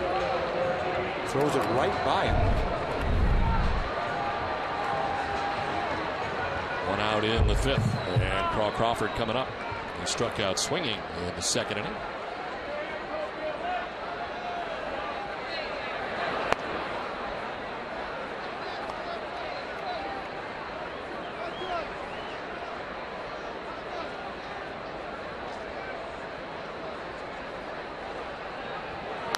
This one fouled off back into the seats in the grandstand. Boston Red Sox baseball in Nesson is brought to you by Eastern Bank. Commitment, compassion, and love of the game. These are just some of the things Eastern Bank is made of. Find out what we're made of at easternbank.com. 1-1 and a late swing by Crawford. And it's 1-2. Kind of a funky swing at a fastball. You think that he swung at that like a changeup, but it was a fastball. Like he got fooled on a fastball. I've seen some funky swings. That ball, that's his ball down and not in the outside corner, but once again, right by you. That time at 95 might have been the hardest he's thrown all night. He strikes out Crawford, back-to-back Ks. And second time he's got Crawford, 6 in all now for Baker.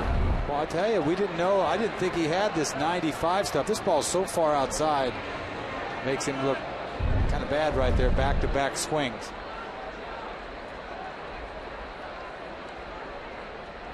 Two down in the 5th. Jared Saltalamacchia takes strike 1. He struck out in the 3rd inning, 0 for 1.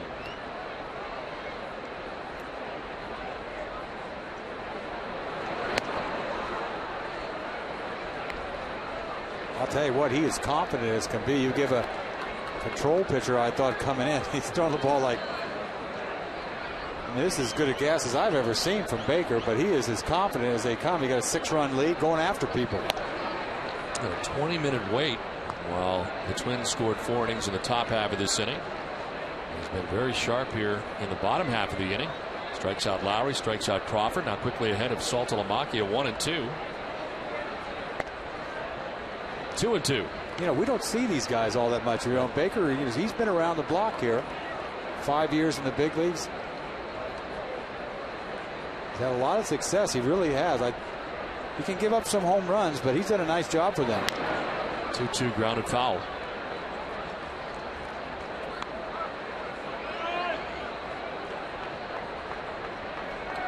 And Baker last year 12-9. The year before had 15 wins. 15-9 with Minnesota in 09. 11-4, 9-9. First year in the big leagues was 05. 2-2 pitch. Swing and a miss. Drops the slider on him. He strikes out the side. We have played 5, 8-2 Twins.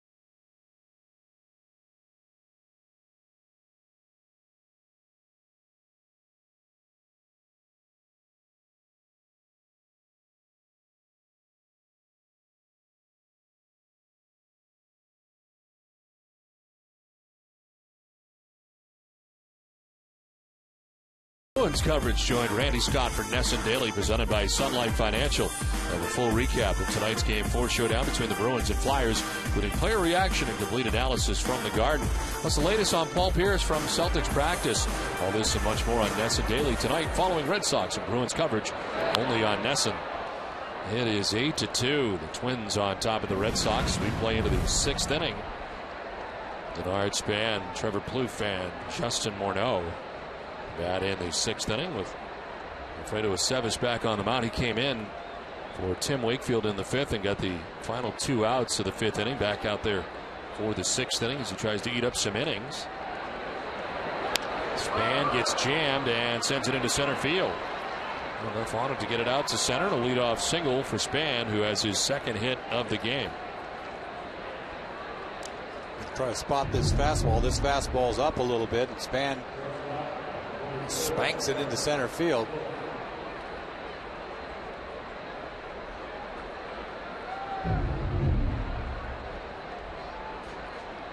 So lead runner on here for the Twins for the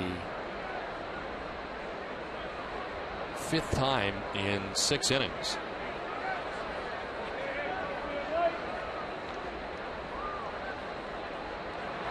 Plouffe has been on base every time.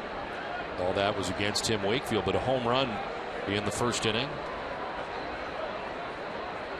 A single in the 2nd, and then he walked in the 5th. He has scored twice and knocked in a run. Very productive from his number 2 spot in the order. Grounds one towards 3rd. Youkilis will go to 2nd base for 1. On to 1st, not in time. Roy had to hang in there. Span was right on top of him when he received the ball at 2nd base. Those are the kind of plays that has the second baseman out to dry. You're thinking, just let it go. Don't even think about trying to turn it. Kind of steps away to the outfield side. There's really no chance for a double play. So 1 out, 1 on. And Justin Morneau, the batter, he's been on twice. Walk and a single. He's also popped out to 2nd base.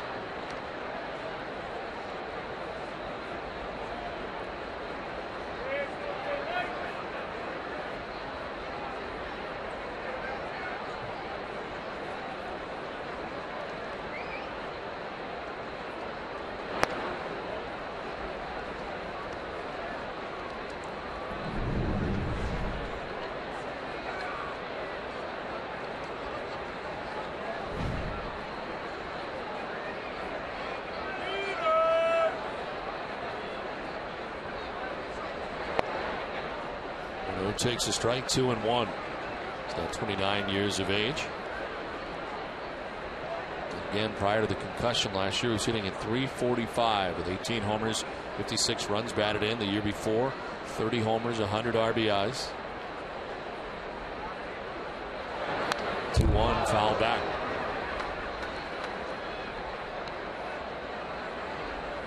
Covidien, the global healthcare products company, is a proud sponsor of the Red Sox Foundation, helping to address health needs in our communities.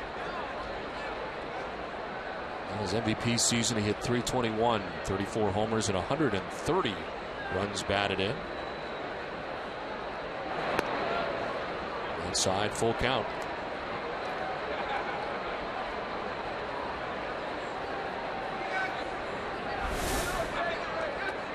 Jason Kubel waiting on deck. 1 out, 1 on.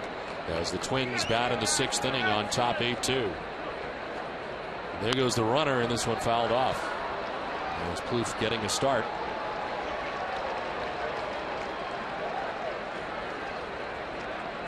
I like the way Aceves pitches. I really do. I didn't know he'd throw it that hard. I've seen a lot of changeups tonight. He threw ball 94 last couple balls on the outside corner, but really mixes it up. He's got really good stuff.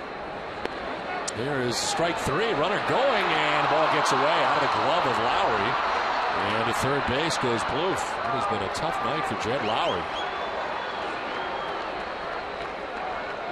Sweeping tag. The ball gets out of his glove. Strike him out, throw him out. It looked like could have been out of the inning right here. Little breaking ball, 3-2, drops it on him. Looking, strike 3. Throw right there. Comes out of his glove somehow. kind of having a bad night defensively.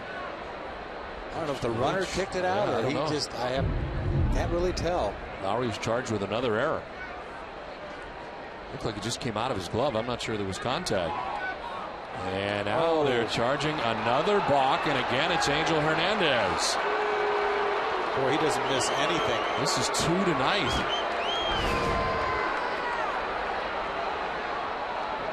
Did he start and stop? Yeah, he did. And he's on the rubber. You see him on the rubber right now. Hand in his glove. I mean, that's pretty obvious. So that one's not even close. Hello. Yes. I could have seen that. But to have 2 of those in the same night is very strange. So the Twins take a 9-2 lead.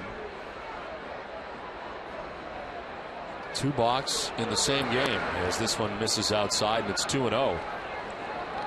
We got 2 back-to-back ugly games, don't you? I'm talking about Lackey didn't pitch all that well yesterday. Wake was not very good tonight. A couple balks, a few errors. Hasn't been pretty as this misses inside. 3-0. Guess you're just joining us back in the second inning. Tim Wakefield charged with a balk. And Terry Francona was ejected. Angel Hernandez ejecting him. There is strike one. 3-1 to Jason Kubel.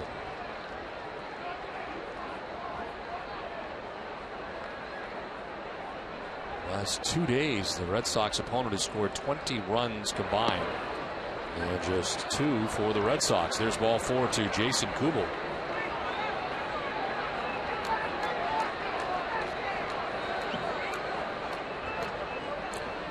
With tomorrow's game on Fox, NESN's Red Sox coverage resumes on Sunday afternoon at 12:30 with Red Sox first pitch, immediately followed by Red Sox Game Day Live presented by Uno's with TC, Peter, and Heidi at 1. We'll have an encore presentation of Peter's film session with Adrian Gonzalez. Plus, the Boston Globe's Michael Vega will have the latest from the Red Sox clubhouse. Our coverage begins live from Yawkey Way at 12:30, and it's only on NESN. So 2 down here in the 6th inning. Jason Kubel at first base, and here's Michael Kadire. He has walked, grounded out, and singled, and scored 2 runs in the game.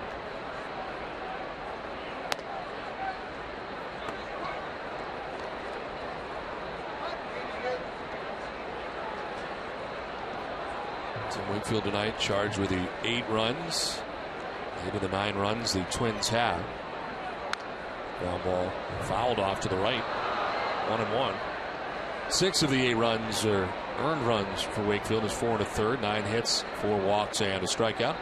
Sevis giving up a run in this inning.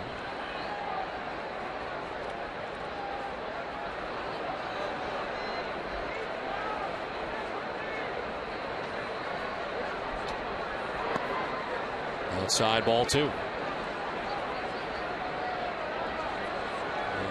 Something at center field Angel Hernandez wants taken care of. Balloons or something. Yeah, balloons.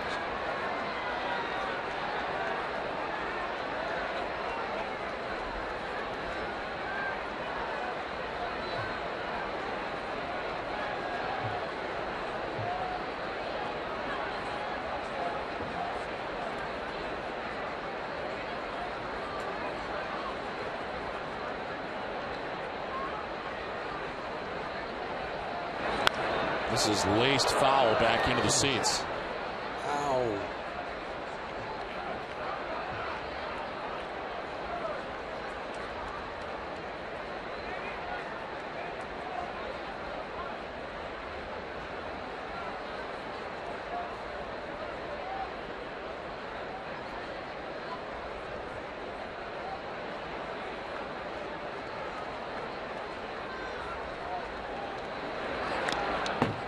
Fouls it back, hangs at 2-2.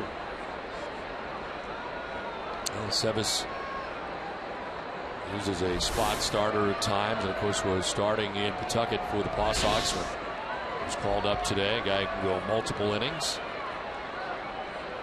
And comes into this game in the 5th. He's in here in the 6th inning, and ready with the 2-2. Dyer chops it right side, well placed, and into right field. Kubel heading first to third. Throw from Drew is cut off. And it's first and third now with 2 down. More hits for the Twins. Kadire didn't hit it very hard. It's a pretty good breaking ball, curveball away, down and away. Looked like Saltalamacchia didn't even know what he was going to throw. He was still giving down a sign when he was starting to pitch. Hits it in a perfect spot. 3-hopper through the infield. This breaking ball, a good spot for a breaking ball. I mean, just hitting the right spot. But before the pitch, Saltalamacchia, he wasn't even sure what he was going to throw. It can't be easy to catch somebody, you know, that all of a sudden he likes to use his changeup a lot. You know, you don't know these guys. Well, first and third, 2 down, and Danny Valencia coming up. Saltalamacchia reeling off sides for the infielders. The runners at the corners. Valencia in the game has got a single. He's grounded out and doubled. He's driven in 2 runs. Kubel at third, Kadire at first. There's strike 1.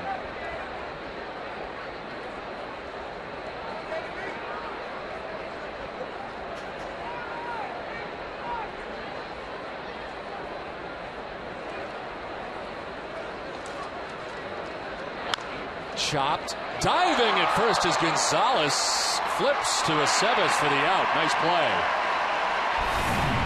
Went down hard, making that grab at first base. It's 9-2, Twins on top.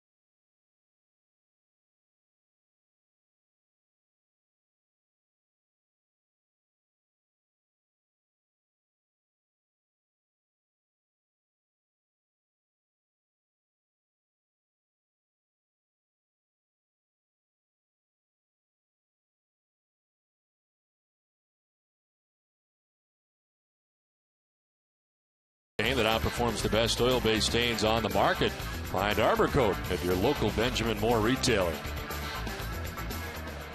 Last half of the 6th inning back at Fenway Park. It is 9-2. Minnesota Twins on top of the Red Sox. Scott Baker had a very good 5th inning. Had to wait a while. He struck out the side in the 5th. With 7 strikeouts. Now Ellsbury sharply to short. Plouffe for the nice play, and the throw is not in time. Ellsbury able to beat it out. Plouffe with a pretty good bid, but you got Ellsbury running, and Ellsbury reaches first. Second hit of the night for Jacoby Ellsbury. Nice little infield hit by Ellsbury. Hits that ball sharply, but he just couldn't set himself enough. Pretty good, strong throw, but just bang, bang, he beats it.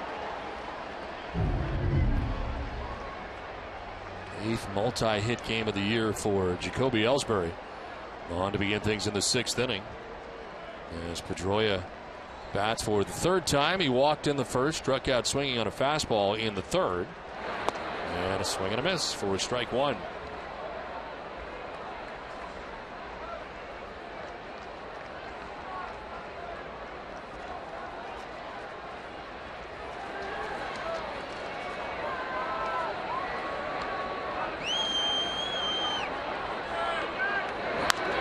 the ground to third base. Valencia at his second for one on to first. It's in time for a double play. Let's check in with Tom Caron for a game break. TC?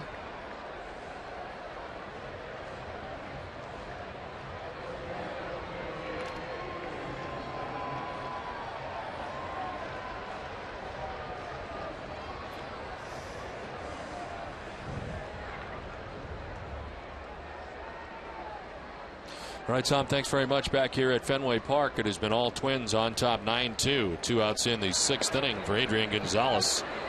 They take strike one. Adrian flied out to left field in the first. He homered, solo shot to left in the 4th inning, showing off that opposite field power. Now he drives one to right. Kadire back to make the catch. That ends the inning. We have played 6 from Fenway. It's 9-2 Twins.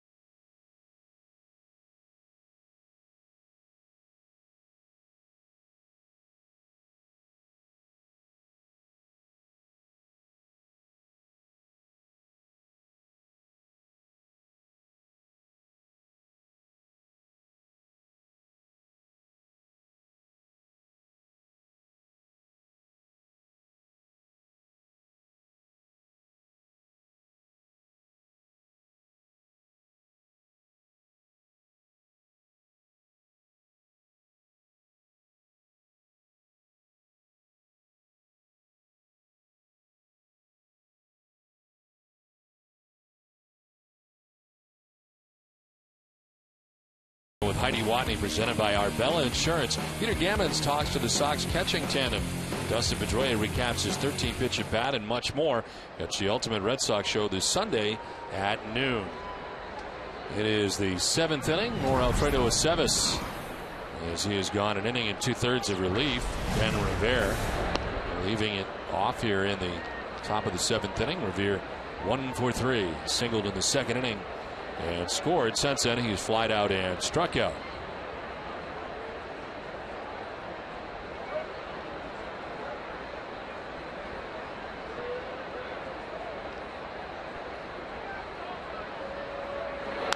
This one chopped. Aceves lets it go by. Youkilis has got it. The throw is just in time. Bang, bang play at first. Youkilis with a good throw. Revere out number 1 of the 7th inning. Well, Revere can get down the line. This looked like a routine play, a little chopper. You see Ukes playing up to begin with. It looks like a fairly simple play, but he makes it close with his speed.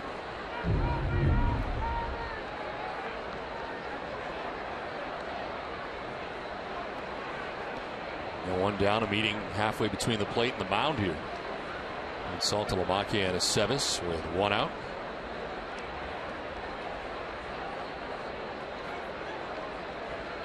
Butera has flied out to right, singled, and reached on an error.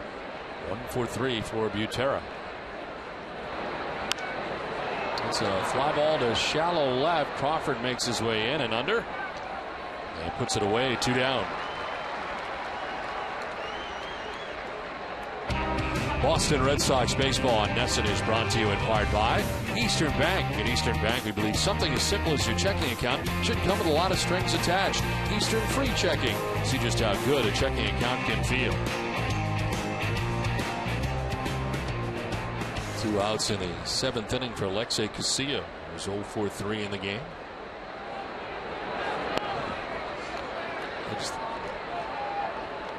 I just think it's good to have a lot of beans in your checking account. And you really feel good about your checking account. You love beans. Yes. Big beans. The 0-1. 1-1 to Casilla. 0-for-3 from his number 9 spot in the order.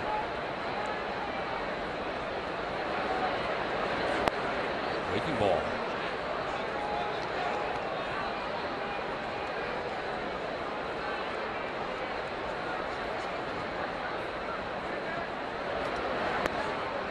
Nice play by Adrian Gonzalez to end last inning. Sometimes these plays like this get overlooked, but almost hurt himself. Full extension out there. Belly flop. It's in there for strike 2, full count.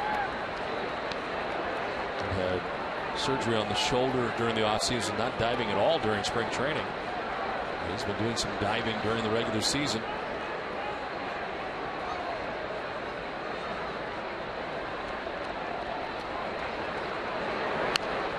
In on the hands and grounded out to short. Lowry on the run and in time to get Casilla. 7th inning stretch from Fenway Park. 9-2 Twins. Let's check in with your need to know with NESN Daily, presented by Sun Life.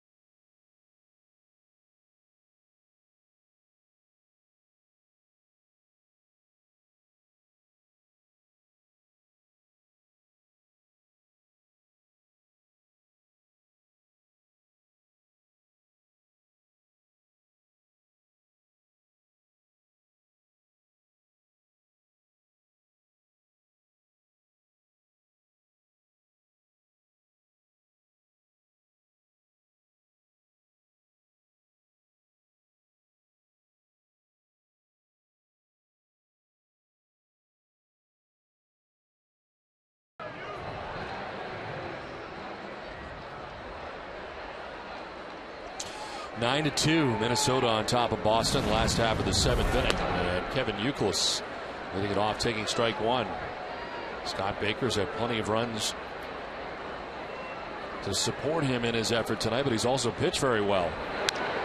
Youkilis skies one to right, playable for Michael Kadire.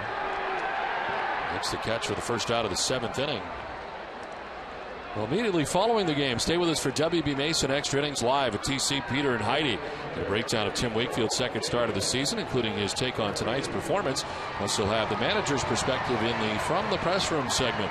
It's all coming up right after the game on WB Mason's Extra Innings Live. One out in the 7th inning, and David Ortiz coming up. David 0 for 2. He's flied out to center field twice in the game. Kennard ran out there making the grab both times. David did not go, according to the crew chief Joe West.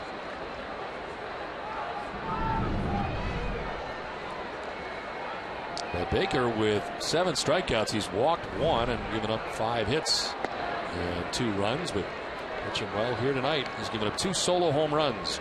1 to J.D. Drew in the second, 1 to Adrian Gonzalez in the fourth.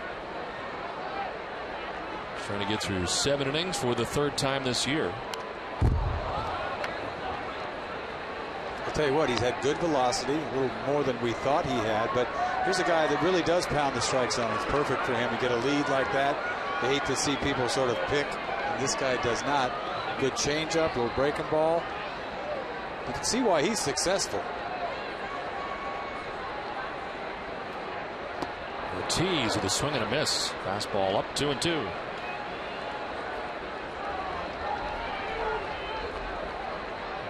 J.D. Drew will be next as the Red Sox bat here in the 7th inning.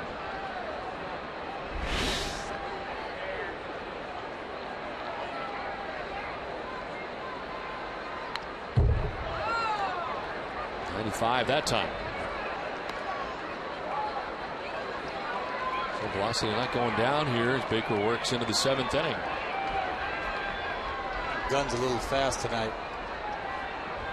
Saw too many 94s. It didn't look buying like the 95. Well, Sebes threw it 94 a couple times, and I was surprised. Ortiz out ahead of this. A nice line drive down the right field line. I thought the ball boy was going to make the catch, but he didn't. At least he slowed it down.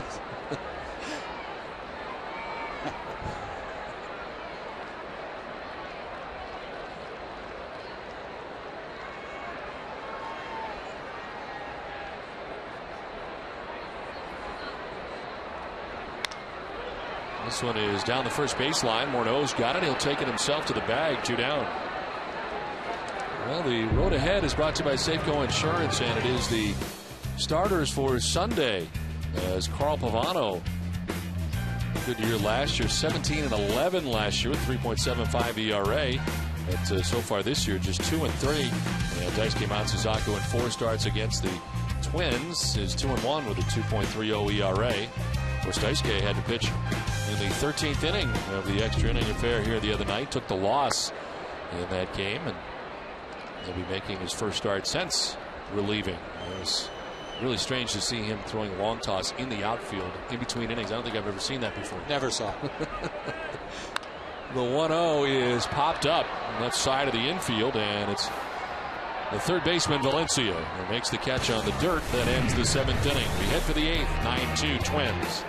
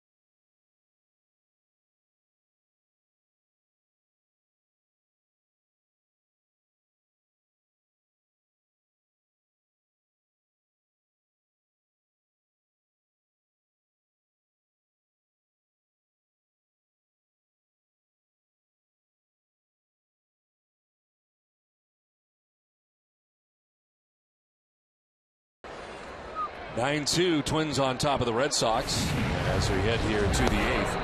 And it is Denard Span who leads it off. Well, Alfredo Aceves, who's been in the game since the 5th inning and eating up some innings for the Red Sox tonight, who trail by 7 runs. Span fouls it off and evens the count at 1-1. Time now for the Coors Light Cold Hard Blast, and Adrian Gonzalez with his opposite field home run. 3rd home run of the year. Cross-brewed Coors Light, the world's most refreshing beer. Span to short. Lowry's got it. Plants and throws in time for out number 1 of the 8th. That is now 5 in a row retired by Aceves. You know, the Red Sox opened this homestand against Seattle. You knew their 11-game homestand. You know, time to do some damage, you thought. Then you lose the first 2 games to Seattle, right? I mean, it just didn't start off very well. Luckily, won that Sunday game with Wakefield on the mound. And then you did, you know, to the Angels, something that most teams don't. I mean, they won, what, 15 out of 16 games. They won the first 2 games of that series. This is ripped foul back into the seats.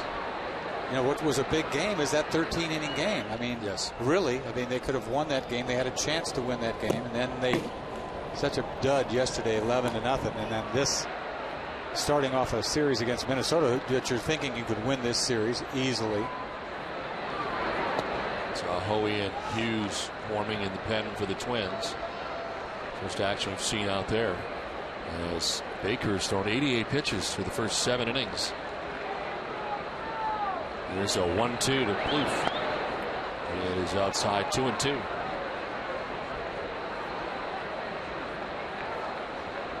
Plouffe homered back in the first inning.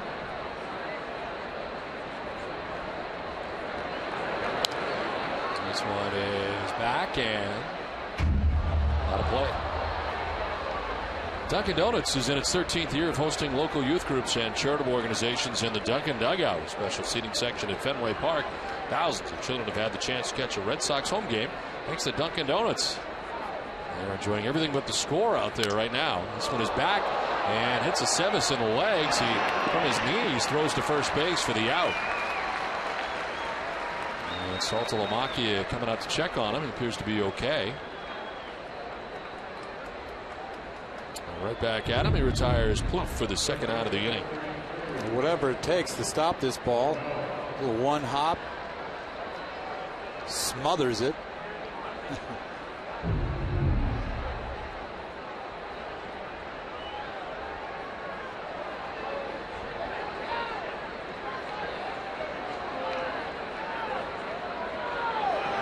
Justin Morneau with a swing and a miss.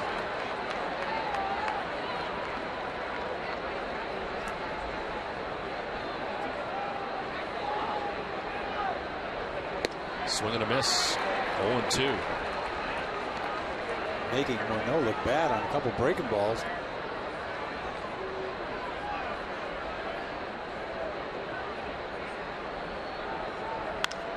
Morneau straightens this out, sends it a long way to right field. JD Drew back onto the track to make the catch in front of the wall.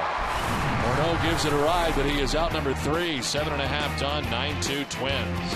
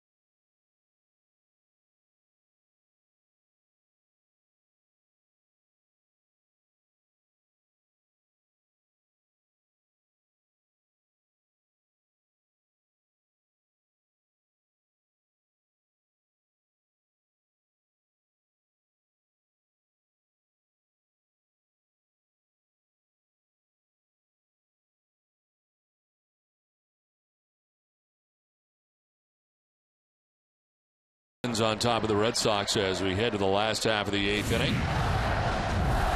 Scott Baker back on the mound as Jed Lowry leads it off here in the home half of the 8th. Lowry is popped out short and struck out swinging, 0 for 2.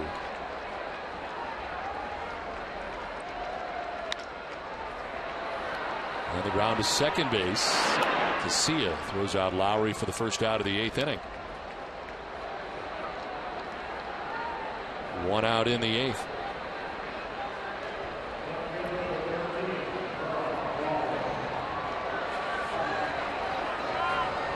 Coming up after the game, it's Granite City Electric's Red Sox final with TC, Peter, and Heidi. Get the final word from Fenway and a preview of Clay Buchholz's start tomorrow. Red Sox continue their series with the Twins. This is into center field, a 1-out single for Carl Crawford. That is hit number 6 of the game for the Red Sox. Baker just trying to get ahead with a fastball down middle, sharply hit. Base hit up the middle by Crawford. He can use that. He's extended the hitting streak now to 6 games. And that base hit into center field. And hitting at .391 over the last 6 games.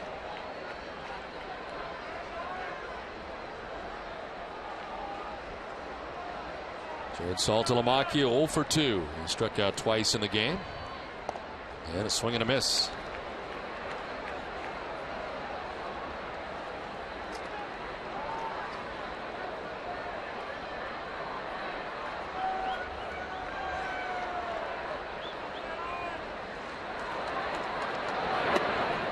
Inside 1-1. Action for the Twins has changed a little bit. Alex Burnett now up and Jose Majares. And Hoey and Hughes warming before.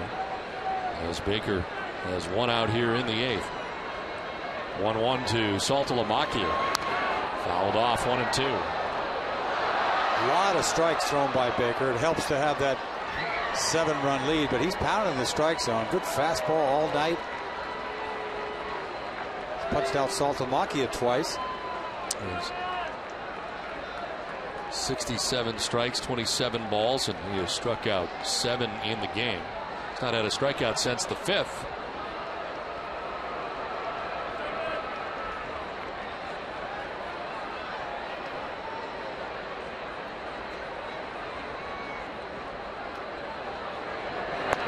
It's outside 2-2.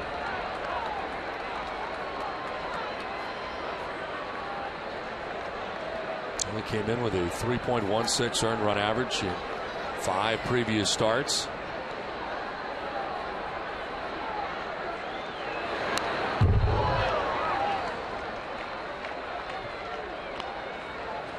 Friday Night Baseball on NESN is brought to you by Ace Ticket. Great seats at great prices.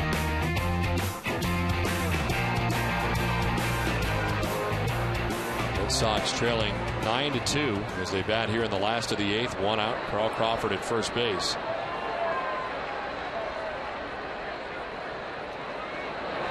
Saltalamacchia hits one high in the air to right center field and deep. Span going back in the triangle, and he overruns it, ends up behind him, and jumps up into the seats for a ground rule double.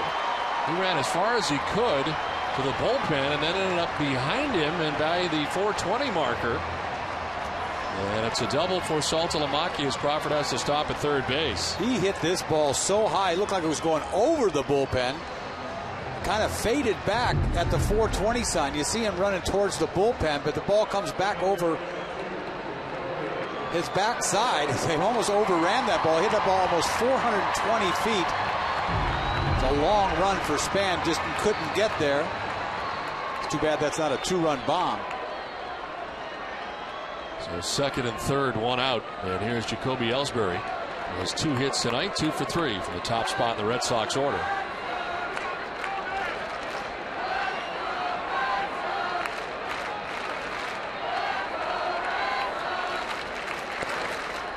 Outside for ball 1.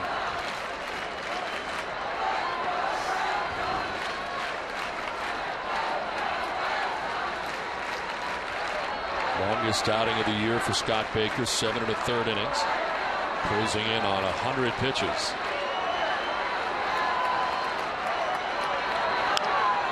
fly ball to shallow left. Revere coming in, makes the catch. He will fire home, and Crawford will stay at third base. It's cut off. No chance that shallow. Ellsbury retired for the second out of the 8th inning. You think any fly ball would score Crawford, but that was just a little too shallow, and a 9-2 game, no chance.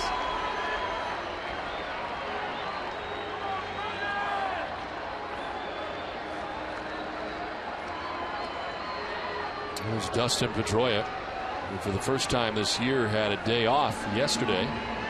Returns to the Red Sox lineup today. Has walked, struck out, and bounced into a 5-4-3 double play.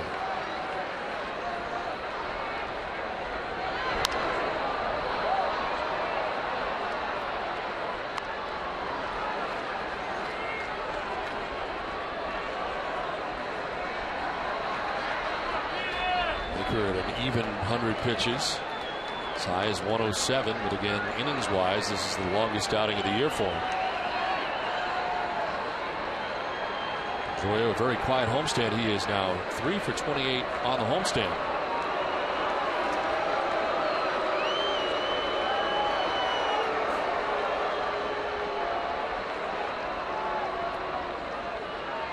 They got to get Pedroia going. Maybe right here, base hit, 2 RBIs will get him going, but he's been having a rough spot.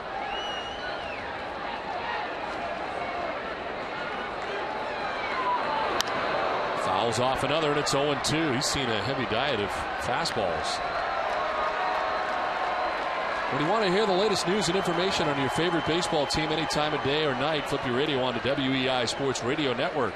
It's the home for Dennis and Callahan. Heard weekday mornings at 6 and also seen right here on NESN.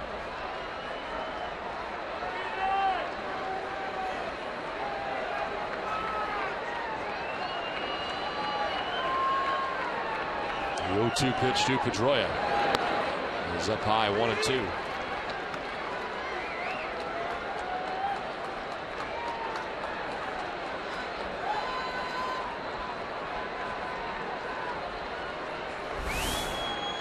Adrian Gonzalez waiting on deck.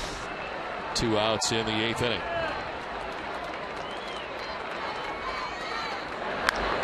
In the air, down the line and left, but foul.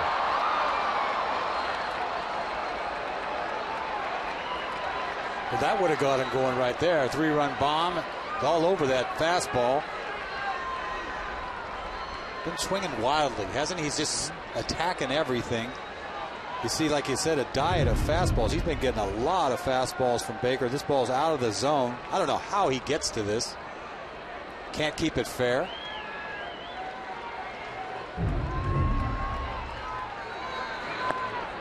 Outside, 2-2. Finally got a breaking ball and takes it for ball 2. Pretty tough pitch to lay off.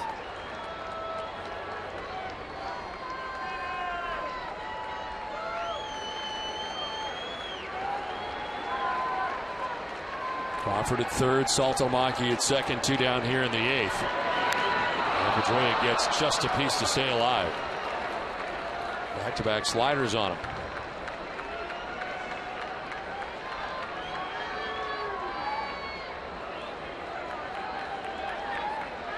Marlo Hale in charge at the moment. Terry Francona ejected from this game back in the 2nd inning.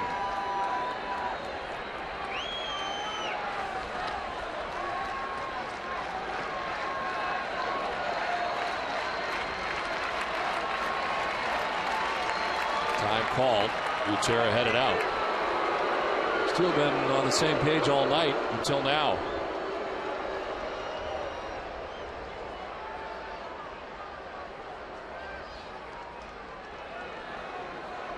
Rick Anderson has done a nice job here for the Twins over the years with their pitching staff. Their philosophy is throw strikes. This guy does it. Crawford at third base, Saltalamaki at second base, 2 down. And Pedroia strikes out again. 8 innings in the books. It is 9-2 Minnesota.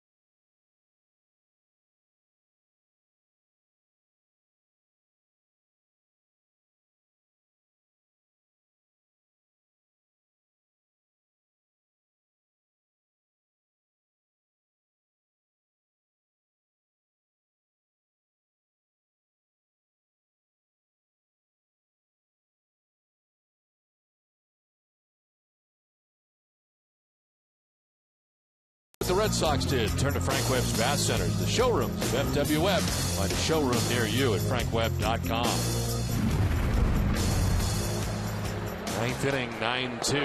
The Twins on top of the Red Sox as it is Jason Kubel to lead it off here in the ninth. And Fredo Aceves back out there. He's been in since the fifth inning. The 60th pitch is hit in the air down the left field line. Crawford on the run. Cannot make the catch. Got a glove on it. And fires it back in quickly. But Kubel is in sliding at second base to begin things here in the ninth. It is a double for Kubel, his first hit. And that ball kind of hooking away from Crawford, who has to go into a slide to try to make this catch. This ball slicing away from Crawford. Looks like he's got a bead on it. He goes into a dive. It nicks off his glove. You see this. Looks like he's going to make a nice play on it. Smokes his elbow on the play on that red dirt down the line. Pinch runner for Kubel.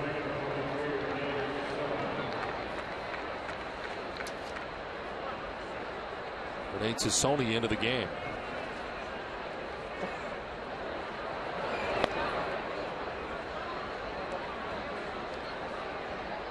It's nice to be able to go to Aceves tonight. I know, don't think much of it, but to go to a guy and it gives you what, over 4 innings if he gets through this inning. No action in the pen. He's into his, as that game now tied 1-1. Christopher Stieg has scored for the Flyers to tie it up 1-1. It's in there for a strike, 2-1. We picked him up this offseason, Aceves. There's a lot of people after him. The Yankees gave up on him. I don't know why, but he did such a nice job for them. 10-1 with the Yankees. Popped up into shallow center. Lowry out, still going. And he'll make the catch for the first out of the inning. Boston Red Sox baseball on NESN is brought to you by Southwest Airlines, Dunkin' Donuts, your New England Subaru dealer, and by Sylvania LCD HD TVs. Well, we were talking about it earlier. They don't want Joe Nathan throwing in tight contests. Well, this is it. This is perfect. They're trying to get him settled back in again. So I guess this is perfect, but it's so strange. One of the game's best closers. Man. Coming off that Tommy John he had, right? This is popped up right side, and Pedroia is underneath it. He makes the catch, 2 down. Immediately following the game, stay with us for WB Mason Extra Innings Live with TC, Peter, and Heidi. And a breakdown of Tim Wakefield's second start of the season, including his take on tonight's performance. Also have the manager's perspective in the From the Press Room segment. It's all coming up right after the game on WB Mason Extra Innings Live.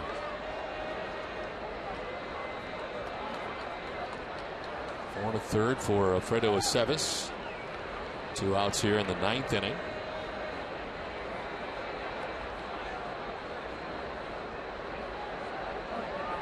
And Revere, the batter, he singled back in the second inning. A 1-for-4 night for the Twins left fielder, who takes strike one.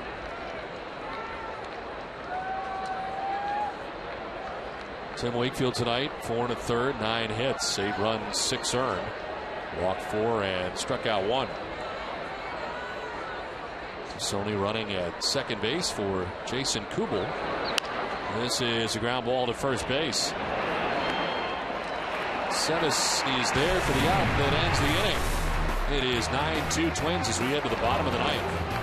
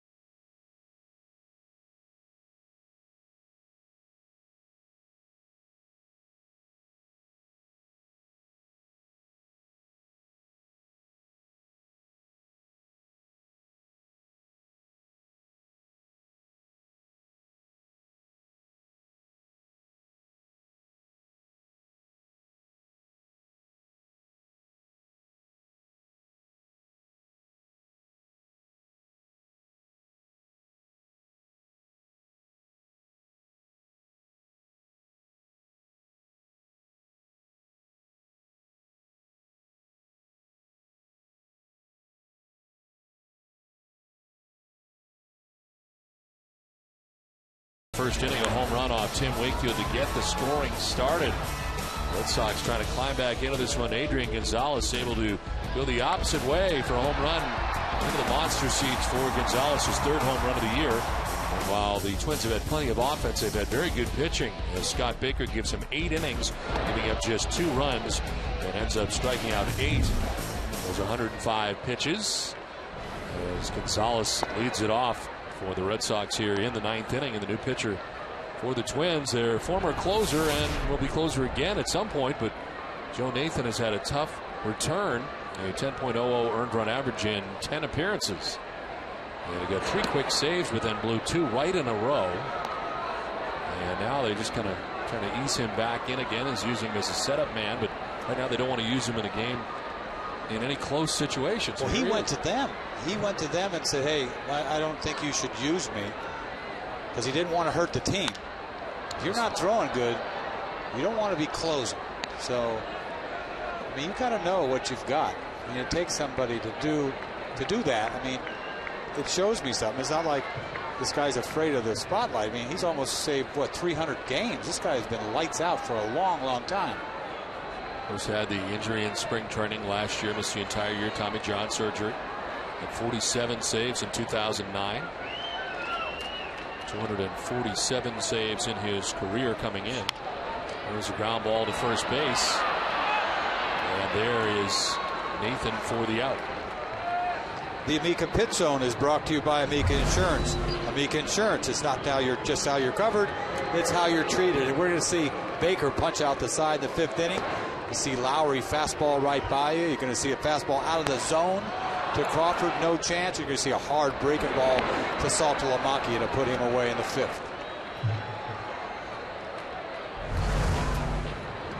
One out in the 9th for Kevin Youkilis. He's 1 for 3 in the game, a single in the 4th inning.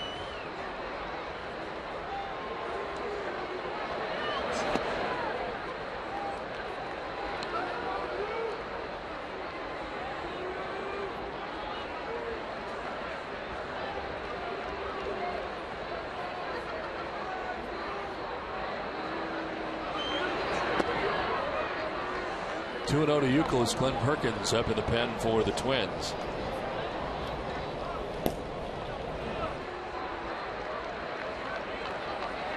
Baker gives him 8 innings tonight. Joe Nathan trying to wrap it up here in the 9th inning. And there's ball 3.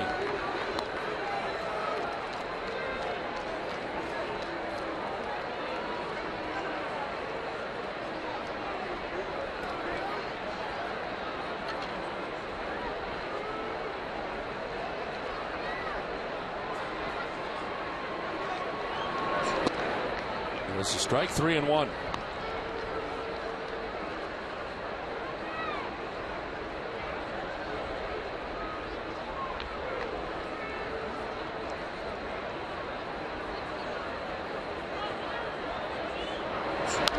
Youkilis fouls it off. Well, in the meantime, Matt Capps has been closing games for him, and he has 5 saves. After the first 3 for Joe Nathan out of the gate. He did a nice job for them last year. Roush had closed early on. They made that trade for Capps from the Nationals, which was a big deal for them, giving up that big prospect catcher that they didn't want to give up for the longest time, and they gave him away for Capps. Capps had 26 saves with the Nationals and then 16 with the Twins after the deal.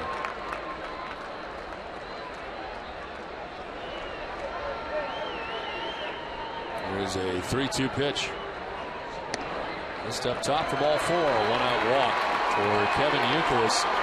That's the first walk for Twins pitching since the first inning.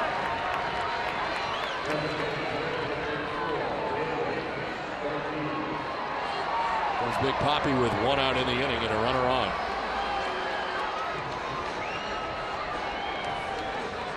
David 0 for 3, flat out to center twice and grounded out to first.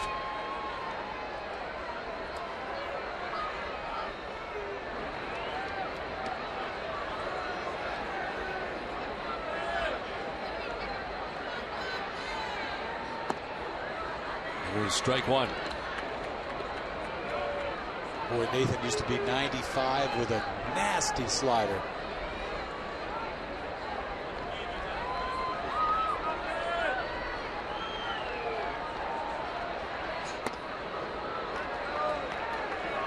is at 91 and up, 1-1.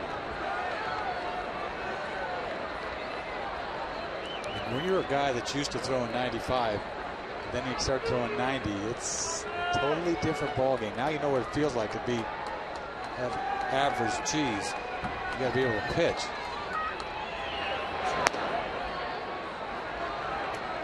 90-91. You got to sink that when you throw it 90-91. It's got to have a little movement. Can't be challenging people with that.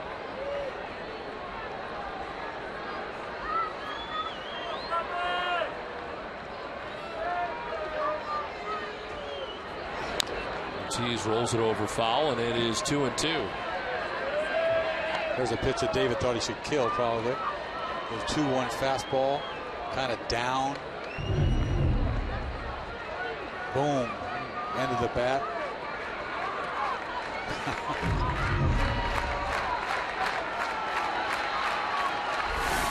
Two eights on deck, one out in the ninth. Runner at first and 2-2 coming up here to Ortiz.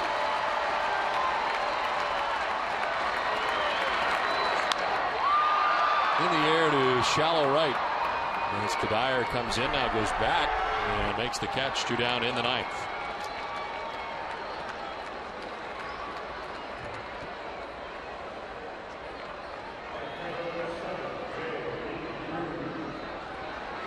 So 2 down, and it brings up J.D. Drew. And a home run back in the second inning, his second home run of the year. Got it into a 4-6-3 double play in the fourth and popped out to third base in the seventh inning.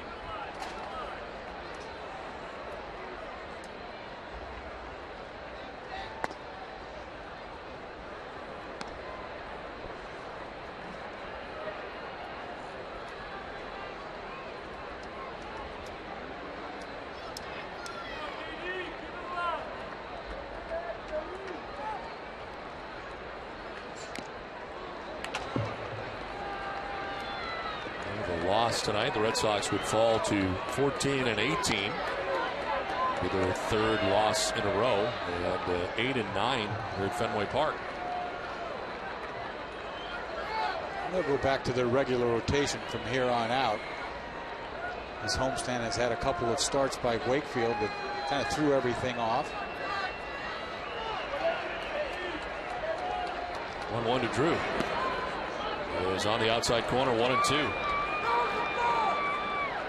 With a loss, the Red Sox will fall to 0-4 against the American League Central. As they were swept by the Indians in Cleveland.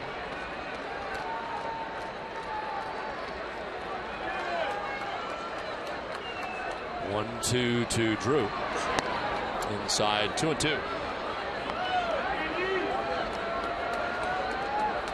Again tomorrow, Clay Buchholz up against Brian Dunsing. They will be on Fox tomorrow as Red Sox and Twins play day baseball. We're back with you Sunday afternoon. Nice game against Carl Pavano. Mother's Day. 2-2 pitch turned on this, sent foul down the right field line.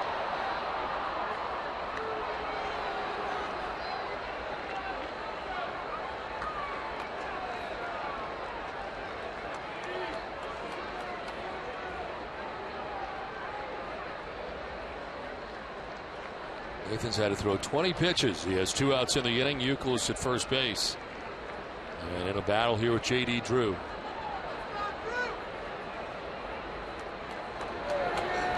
In the dirt, full count.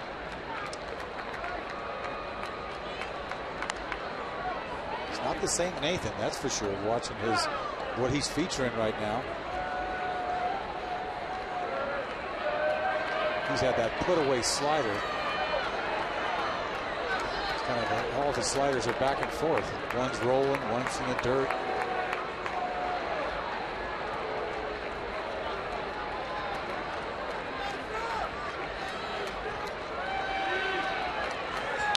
On the ground right side, Casilla at second base, on to first for the out.